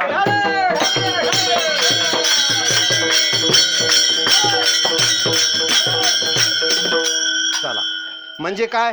मामेव ए प्रपद्यन्ते माया मेताम तरंती ते, तेने सांडी येली माया. मग देवा दत्तात्रेयांनी माया कशी सांडली? तर देव तद्रूप झाले ना, ते त्यांची वृत्ती लीन झाली ब्रह्मानंदामध्ये. त्यांना कळालं ब्रह्म सत्य जगन मिथ्या आणि जीव ब्रह्मेव नापरा. मग मलाही कळायला पाहिजे मी वासुदेव तत्वता. म्हणून आद्य शंकराचार्य आत्मषटकात म्हणतात अहम निर्विकल्पो निराकार रूपो विभुर्व्याप सर्वत्र सर्वेंद्रियानाम सदा मे समत्वम न मुक्तिर्न बंध चिदानंद रूप शिवोहम शिवोहम. मी कोण आहे? चिदानंद रूप शिवोहम शिवोहम. कोण आहे मी? चिदानंद रूप आहे मी आणि शिवोहम शिवोहम. असा मी वासुदेव तत्वता.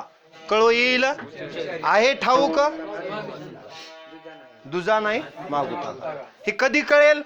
गुरुमुखांतून ज्ञान ऐकावं लागेल, भगवान दत्तात्रेयाचं चरित्र ऐकावं लागेल, मग कळेल. ज्ञानोबरायांनी त्यांचं वर्णन केलंय. तेने सांडी येली माया सांडली. पुन्हा आव तेजी येली कंथा काया. मग आता एवढी माया सारल्यावर कंथान कायाचा प्रश्नच नाही. कंथा काया, कंथा म्हणजे प्रावरण वस्त्र. त्याचा तर त्याग. आता लक्षात घ्या, संन्यास म्हणजे वस्त्रात संन्यास आहे का वृत्तीत संन्यास आहे? आता मी कपडे घातले भगवे, भगवे तरी श्वान, सहज वेश कुत्रा सुद्धा भगवा असतो म्हणले, ते अनुभवाचा काय पंत, ते अनुभवाचं काहीच नाही ना. मग भगवे कपडे घातले म्हणजे मी संन्यासी झालो असं नाही. काम्यानाम कर्मनाम न्यासम झाला का संन्यासम कवयो विदू, हे महत्वाचं आहे. काम्य कर्माचा त्याग केल्याशिवाय संन्यास घेता येत नाही. ज्याचा काम्य कर्माचा त्याग झाला नाही त्यानं नुसतेच कपडे घालून फिरला तरी तो आत्म्यानं संन्यासी झाला. म्हणजे त्याच्या मनाला भगवा रंग लागला, कपड्याला लागला, मनाला लागू द्या. मग कपडे पांढरे असुत का जीन पॅन्ट वरला सुद्धा ऋषी होऊ शकतो. विठ्ठला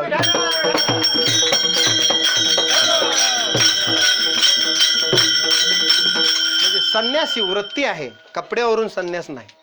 काय चालू होतं आपलं, तेने सांडी एली माया तेजी एली कंथा. आता कंथा म्हणजे ती तर तेजी एली, पण कंथा काया, जी कंथा आपण कायावर घालतो म्हणजे कपडे, ती सुद्धा त्याग केले. एवढंच नाही, काया सुद्धा त्याग केले. आता तुम्ही म्हणाल काया त्याग केल्यास मग माणूस गेला, तसं नाही. देहाचा अभिमान सोडणे म्हणजे कायेचा त्याग करणे. तुकोबारा म्हणतात ना, आम्ही एकनाथ महाराज म्हणतात आम्ही जिताची मेलो, जिताची मेलो, मरोनिया ज्यालो जीवेविन. ही काय प्रकार आहे? किंवा आपुले मरण पाहिले म्या डोळा, हा काय प्रकार आहे? हाच प्रकार आहे. काय की देहाचा अभिमान सोडला, देहाचा अभिमान सोडला, देह तादात्म्य गेलं म्हणजे आम्ही एकदा मेलोत, आता पुन्हा आम्हाला जन्म मरण नाही. एकदाच आम्ही या शरीराला मारून टाकले, त्याच्यावरली आसक्ती काढून टाकले, देह तादात्म्य सोडून दिले, देहाभिमान गेला. त्याला म्हणायचं तेजी एली कंथा बिन काया बिन. कंथा सुद्धा काया सुद्धा, तेजी एली कंथा काया. आणि मग आता आमचं मन कुठं गेलं? मन गेले विलया ब्रह्मानंदा माझारे.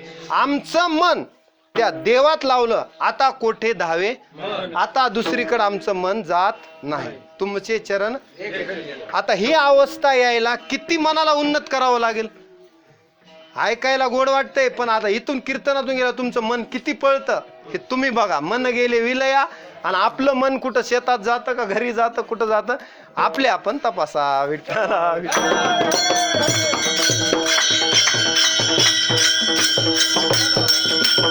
अर्जुन देवाला म्हणतो एवढा श्रोता, 5 शास्त्र मुखोद्गत होते. कुणाला? अर्जुनाला. असला श्रोता होता अर्जुन, साधारण होता का? अर्जुन सुद्धा तुझी या लाटेपणाचा आहो, राईट. मग पवाडा तुआ केला गंधर्वासी, म्हणजे जेने संग्रामी हरू जिंतीला, असला अर्जुन होता, साधारण नव्हता. पवाडा तुआ केला गंधर्वासी, तुझी या लाठेपणाचा आहो त्रिभुवनी, म्हणजे त्रिभुवनात अर्जुन श्रेष्ठ धनुर्धारी होता. लक्षात घ्या.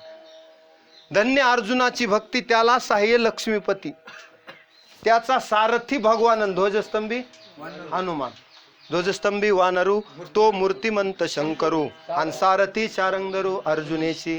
एवढा अर्जुनाचा अधिकार. तो अर्जुन म्हणतो देवा तू म्हणतोस मन माझ्यात लाव, मन गेले विलया, पण मन लागत नाही. चंचलम ही मन कृष्ण प्रमाथी बलवत दृढम तस्याहम निग्रहम मन्ने वायौरी व सुदुष्कुरम. अरे बाबा, वाऱ्याची मोठ बांधता येईल, पण या मनाला आवरणं कठीण आहे. एवढं कठीण मन देवात लाव म्हणतोस तू, कसं लावायचं? विठ्ठला. आणि इथं ज्ञानेश्वर महाराज म्हणतात मन गेले विलया ब्रह्मानंदा माझारे. मग ह्यांचं कसं गेलं? त्याचं कारण आहे मनाला प्रयत्नपूर्वक अभ्यासेन तू कोणते वैराग्येन च गृह्यति. मनाला वैराग्य शिकवावं लागतं. आपोआप येतं का वैराग्य? येत नाही. वैराग्य मनाला शिकवावं लागतं. दत्तात्रेयाने आपल्या मनाला वैराग्य शिकवलं, आणि मन गेले विलया ब्रह्मानंदा माझारे. आता परत माघारी, आता कोठे धावे. आता त्यांचं मन दुसरीकडे जातच नाही. आपलं मन इकडं फिर तिकडं फिर, फिरून फिरून कधीतरी देवाकडे येतं. त्यांचं मन देवापासून बाजूला जातच नाही. तुकोबर आहे ना, अशी जीभ धरली, जिभेला म्हणलं थोडं रामकृष्ण हरी म्हणायचं बंद कर. जीभ म्हणली माझी मज झाली छंद या नामाचा, त्याला म्हणायचं मन गेले विलया. आमचं मन तिकडे गेलंय. आता देवा आम्ही राहिलोच काय? आता आमच्याकडे आता काय राहिले? आता आम्ही आमचे राहिलो नाहीत, आता आम्ही आमचे नाही झालो देवाचे. आता गोविंद गोविंद मना लागली या. मग गोविंद ते काय हे मला पाहिजे. मग गोविंद ते आणि भेद नाही, त्याला म्हणायचं मन गेले विलया ब्रह्मानंदा माझा रे विठ्ठला विठ्ठला.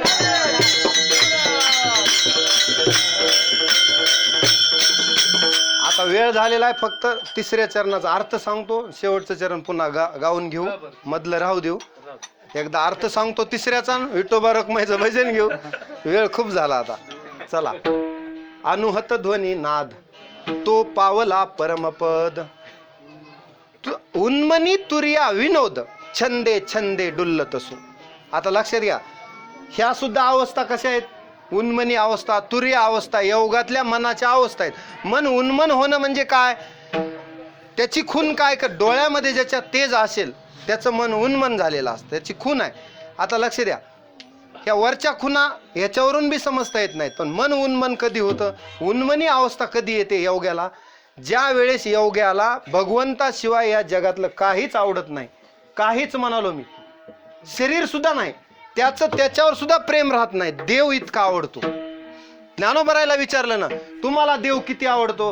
ज्ञानोबराय म्हणतात, बहु आवडसी देवापासोनी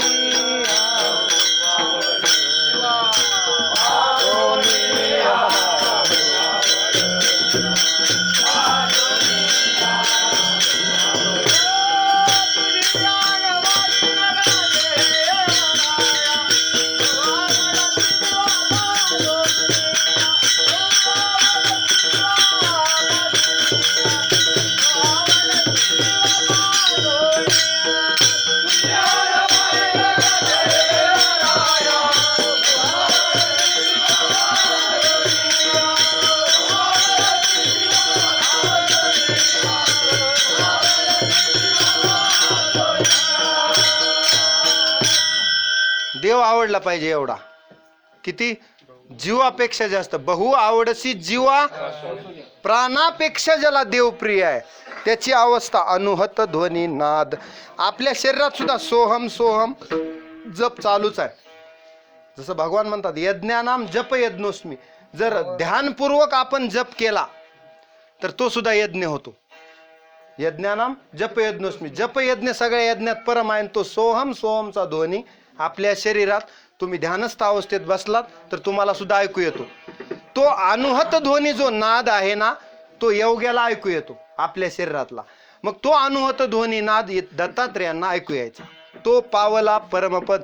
तो ज्याला ऐकू आला तो देवच झाला, परमपद त्याला प्राप्ती झाली. आणि खरं तर जीवाचं ध्येय काय आहे?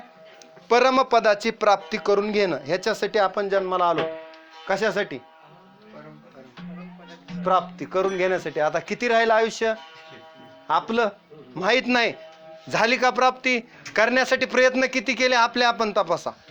परमपदाची प्राप्ती करण्यासाठी जीव भेटलाय आपल्याला, नटून सजून लग्न करीत फिरायला भेटलेला नाही. संसार लेकर बाळासाठी करतो आपण एक्स्ट्रा मध्ये, आता ते जाता जाता त्याच्यासाठी नाही. परमपदाची प्राप्ती याची देही घडे बरवे झालो आलो या जोड जोडिली महालाभाची किंवा नरदेह निदान उत्तम सार. आणि पुढे ऐका, देवची होईन म्हणती ते कोणत्या जन्मात? माणसाच्या का बैलाच्या? बैलाच्या तर बैलगाडीला शेतकरी सोडित नाही, नांगरालाही त्याला लावतो. मग बरं आहे का ते जीवन? कोणतं जीवन बरं आहे? नाही तरी काय थोडी श्वान सुकरे बापुडी. त्यापेक्षा महालाभाची उत्तम राशी भेटली पण कळत नाही माणसाला. मग परमपदाची प्राप्ती करून घ्यायला काय अडचण आहे? काहीच अडचण नाही. संसार करून सुद्धा पदाची प्राप्ती होऊ शकते. कोण म्हणते असं? मी नाही, तुकोबराय म्हणतात. तुकोबराय काय म्हणतात? तुका म्हणे हेची आश्रमाचे फळ परमपद बळ वैराग्याचे. आश्रमात सुद्धा राहून जर तुम्ही 10 गोष्टी केल्या त्या अभंगात सांगितलेल्या, आणखी इतर शास्त्रानुसार वागलं थोडक्यात, म्हणजे काय? त्याला परमपदाची प्राप्ती होते का नाही होत? तुकोबराय आपल्याला भेड म्हणजे भीती घालत नाहीत, उलट आपली भीती काढतात. अरे असं म्हणू नको, मी लहान आहे, मी माझ्याच्यानं देवाची प्राप्ती होणार नाही. तू सुद्धा देवाची प्राप्ती करू शकतोस. नवे नवे तू देव होऊ शकतोस. हे कोण सांगतंय? संत. पण आपल्याला पटवावं लागतं. आणि त्यांच्या मार्गाने जर गेलं तर तो पावला परमपद. उन्मनी तुर्या विनोद छंदे छंदे डुल्लत असो. आता आत्मानंदात माणूस लीन झाला की त्याला वैषयिक आनंद तुच्छ वाटतो. तुम्ही जर अमृत पेलं तर तुम्हाला गुलाबजामुन बासुंदी आवडल का? आवडणार नाही. कारण श्रेष्ठ पदार्थाचं सेवन केल्यावर पुन्हा दुसऱ्या पदार्थाला कोण जाईल? एकदा उत्तम भोग मिळाल्यावर कनिष्ठ भोगाचा त्याग करतं माणूस. मग परमपद मिळालं, आत्मानंदापेक्षा मोठा आनंद नाही. नित्यानंदा पुढे आनंद तो कोण? विषय सुख बाई बापुढे ते क्षीण. हे क्षीण सुख पुन्हा कोण घेईल? कधीपर्यंत? जोपर्यंत अमृत पिलं नाही तोवर चहा पिईल आपण. पुन्हा चहाला तोंड लावेल कोणी? तसं कलियुगातलं अमृत काय? सकाळी उठल्या उठल्या चहा लागतो ना, पण एकदा अमृत ज्यानं प्राशन केलं ते पुन्हा चहाला जात नाही. तसं आहे. परमपद एकदा प्राप्त झालं ना, मग माणसाला वैषयिक भोग नको वाटतात, किंबहुना त्या भोगामध्ये आनंदच वाटत नाही. का? तो पावला परमपद. आणि उन्मनी तुरिया विनोद. आता या दोन अवस्था आहेत, उन्मनी तुरिया. या दोन्ही मनाच्या अवस्था उच्च अवस्था आहे. उच्च अवस्थेला जेव्हा मन जाईल, उच्च अवस्थेला उच्च कोटीचं मनाची एकाग्रता आणि शुद्धता झाल्यावर उन्मनी अवस्थेला माणूस जातो, योगी जातो. योग्याला उन्मनी अवस्थेत जाता येतं. तुर्या त्याच्या पुढली अवस्था, दोन्ही अवस्था उन्मनी तुर्या. मन उन्मन होतं, मग देवाशिवाय काही आवडत नाही. अशी अवस्था दत्तात्रेय या अवस्थेत पैलमोरीच्या शिखरावर साधना करत बसलेले आहेत. विठ्ठला विठ्ठला.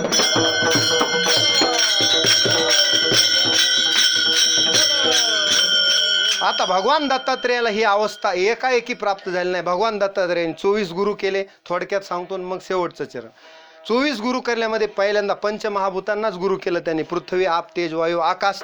त्याच्यानंतर कुमारिका, कुंभार मासी, वेश्या, अशा अनेक जणांना त्यांनी गुरु कशामुळं केलं? जो जो जयाचा घेतला गुण त्याशी मी गुरु केले जाण. एकेकाचा गुण घेतला. पृथ्वीकडून क्षमा घेतली, शांती घेतली. पाण्याकडून निर्मळ कसं राहायचं, अलिप्त कसं राहायचं, अग्नीपासून, कुमारिकेपासून. त्या कुमारिकेचा प्रसंग आहे तो. त्यांच्या घरी पाहुणे येतात, मग ते बांगड्या वाजतात. हे तुम्ही भागवतात ऐकलेलं आहे. म्हणजे त्या कुमारिकेकडून काही गुण घेतले. त्याच्यानंतर वेश्येकडून एक गुण घेतला, विरक्त कसं व्हावं, ते वेश्या कशी विरक्त झाली ते. आणि कुंभार मासीकडून चिंतने तद्रूपता. त्या आळीला तुका म्हणे आळीन जेवी नुरेची वेगळी कशी होते. कारण का? एक कीटक ब्रह्मन्याय आहे शास्त्रात, तो दत्तात्रेयाने जाणला की आपण ज्याचं चिंतन करतो तसं मन बनतं.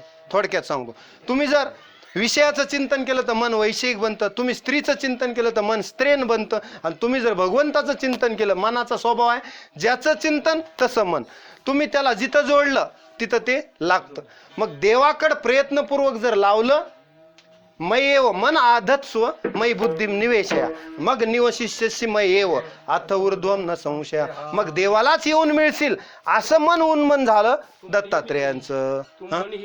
तू मन हे मीची करी, माझ्या भजनी प्रेम धरी, आणि सर्वत्र नमस्कारी मज एका ते, असं मन झालं पाहिजे. विठ्ठला विठ्ठला.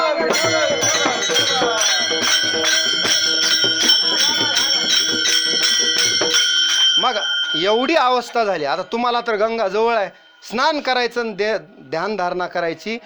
तर दत्तात्रेयानं कोणत्या नदीत स्नान केलं? अभंगाचं शेवटचं चरण. गोदावरीचे स्नान केले पांचाळेश्वरी.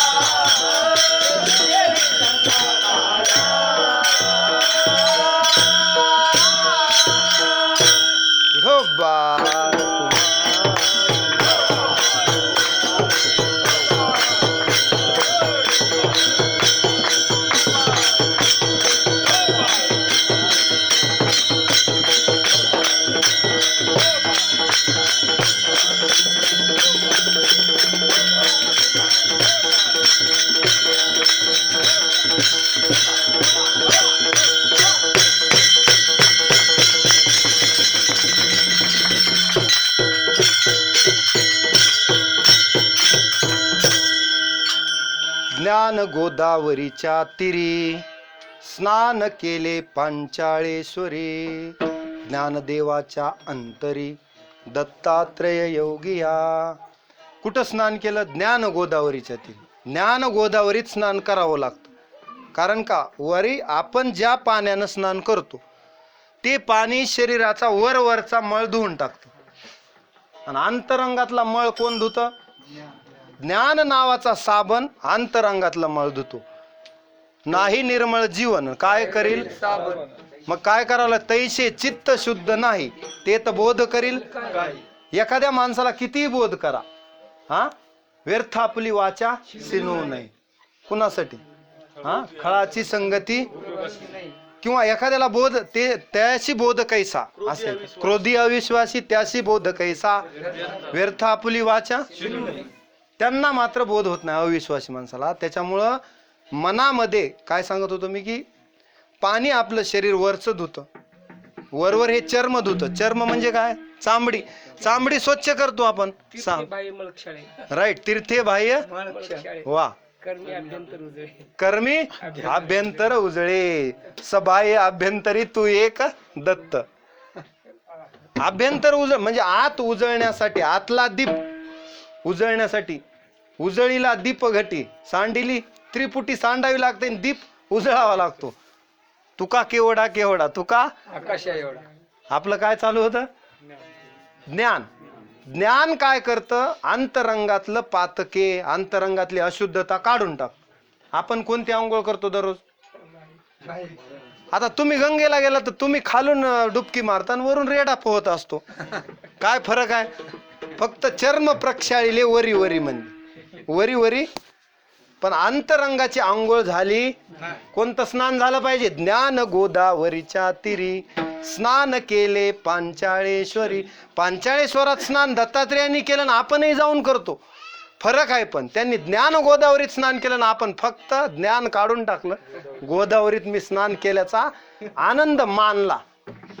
ज्ञान काय करतं? ज्ञान, अहो ज्ञानासारखी तरुण जाण्यासाठी वस्तूच नाही दुसरी. भगवान म्हणतात कोणता? ते ज्ञान पैगा बरवे जरी मनी आथी आणावे तरी संता या भजावे सर्वस्वेश. मग ते ज्ञान कसं आहे? नाही ज्ञानेन सदृश्यम पवित्र मी विद्यते. ते ज्ञानासारखं पवित्र तर कोणतंच साधन नाही. कशासाठी? नाही ज्ञानेन सदृश्यम पवित्र मी विद्यते तत्स्वयं योग संसिद्ध कालेनात्मनि विंदती. भगवान म्हणतात ज्ञानासारखं खात्रीलायक साधन नाही. म्हणून ज्ञानी कोण आहे? माझा आत्मा आहे. ज्ञानी त्वात्मेव मे मतम. ज्ञानी कोण आहे? माझा देवाचा आत्मा आहे ज्ञानी माणूस म्हणजे. ज्ञानी पुरुष म्हणजे साधारण नाही. त्या ज्ञानात मी आंघोळ केली. ज्ञान गोदावरीमध्ये आंघोळ केली, स्नान केलं ज्ञान गोदावरीच्या तीरी. स्नान केले पांचाळेश्वरी. आणि ज्ञानदेवाच्या अंतरी दत्तात्रेय योगिया. आता ज्ञानेश्वर महाराज म्हणतात माझ्या अंतरात असा दत्तात्रेय योगी ठाण मांडून बसलाय की मी आता काही केल्या सोडणार नाही. जनी म्हणे बा विठ्ठला जीवेन सोडी आता सोडणार नाही. आत हृदय बंदीखाना केला आत दत्त कोंडीला. ज्ञानदेवाच्या अंतरी दत्तात्रेय योगिया. ज्ञानदेवाच्या अंतरात आता दत्तात्रेय मूर्ती अखंड आहे. ध्यान लागो माझे मना विनवितो गुरुराना. आता मात्र एका जनार्दनी चित्त आणि दत्त तद्रूप हे झाले चित्त. ज्ञानेश्वर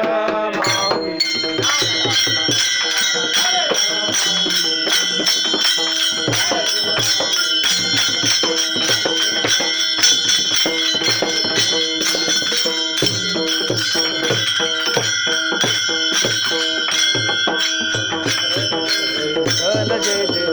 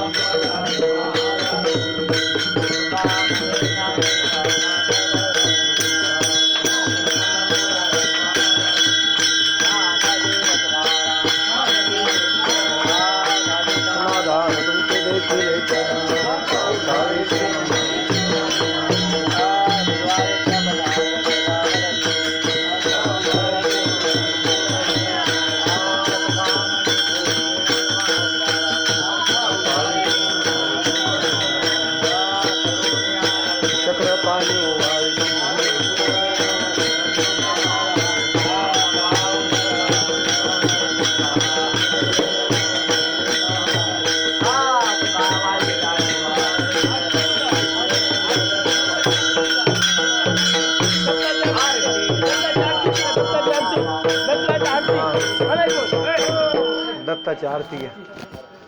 त्रिगुणात्मक त्रयमूर्ती दत्त हा जाना. त्रिलोकी अवतार त्रिलोके रामा. शब्द नाही गुरुवर मुनी जन योगी रामा. जय देव जय गुरु दत्ता. आरती होवा सदाही अभ्यंतरी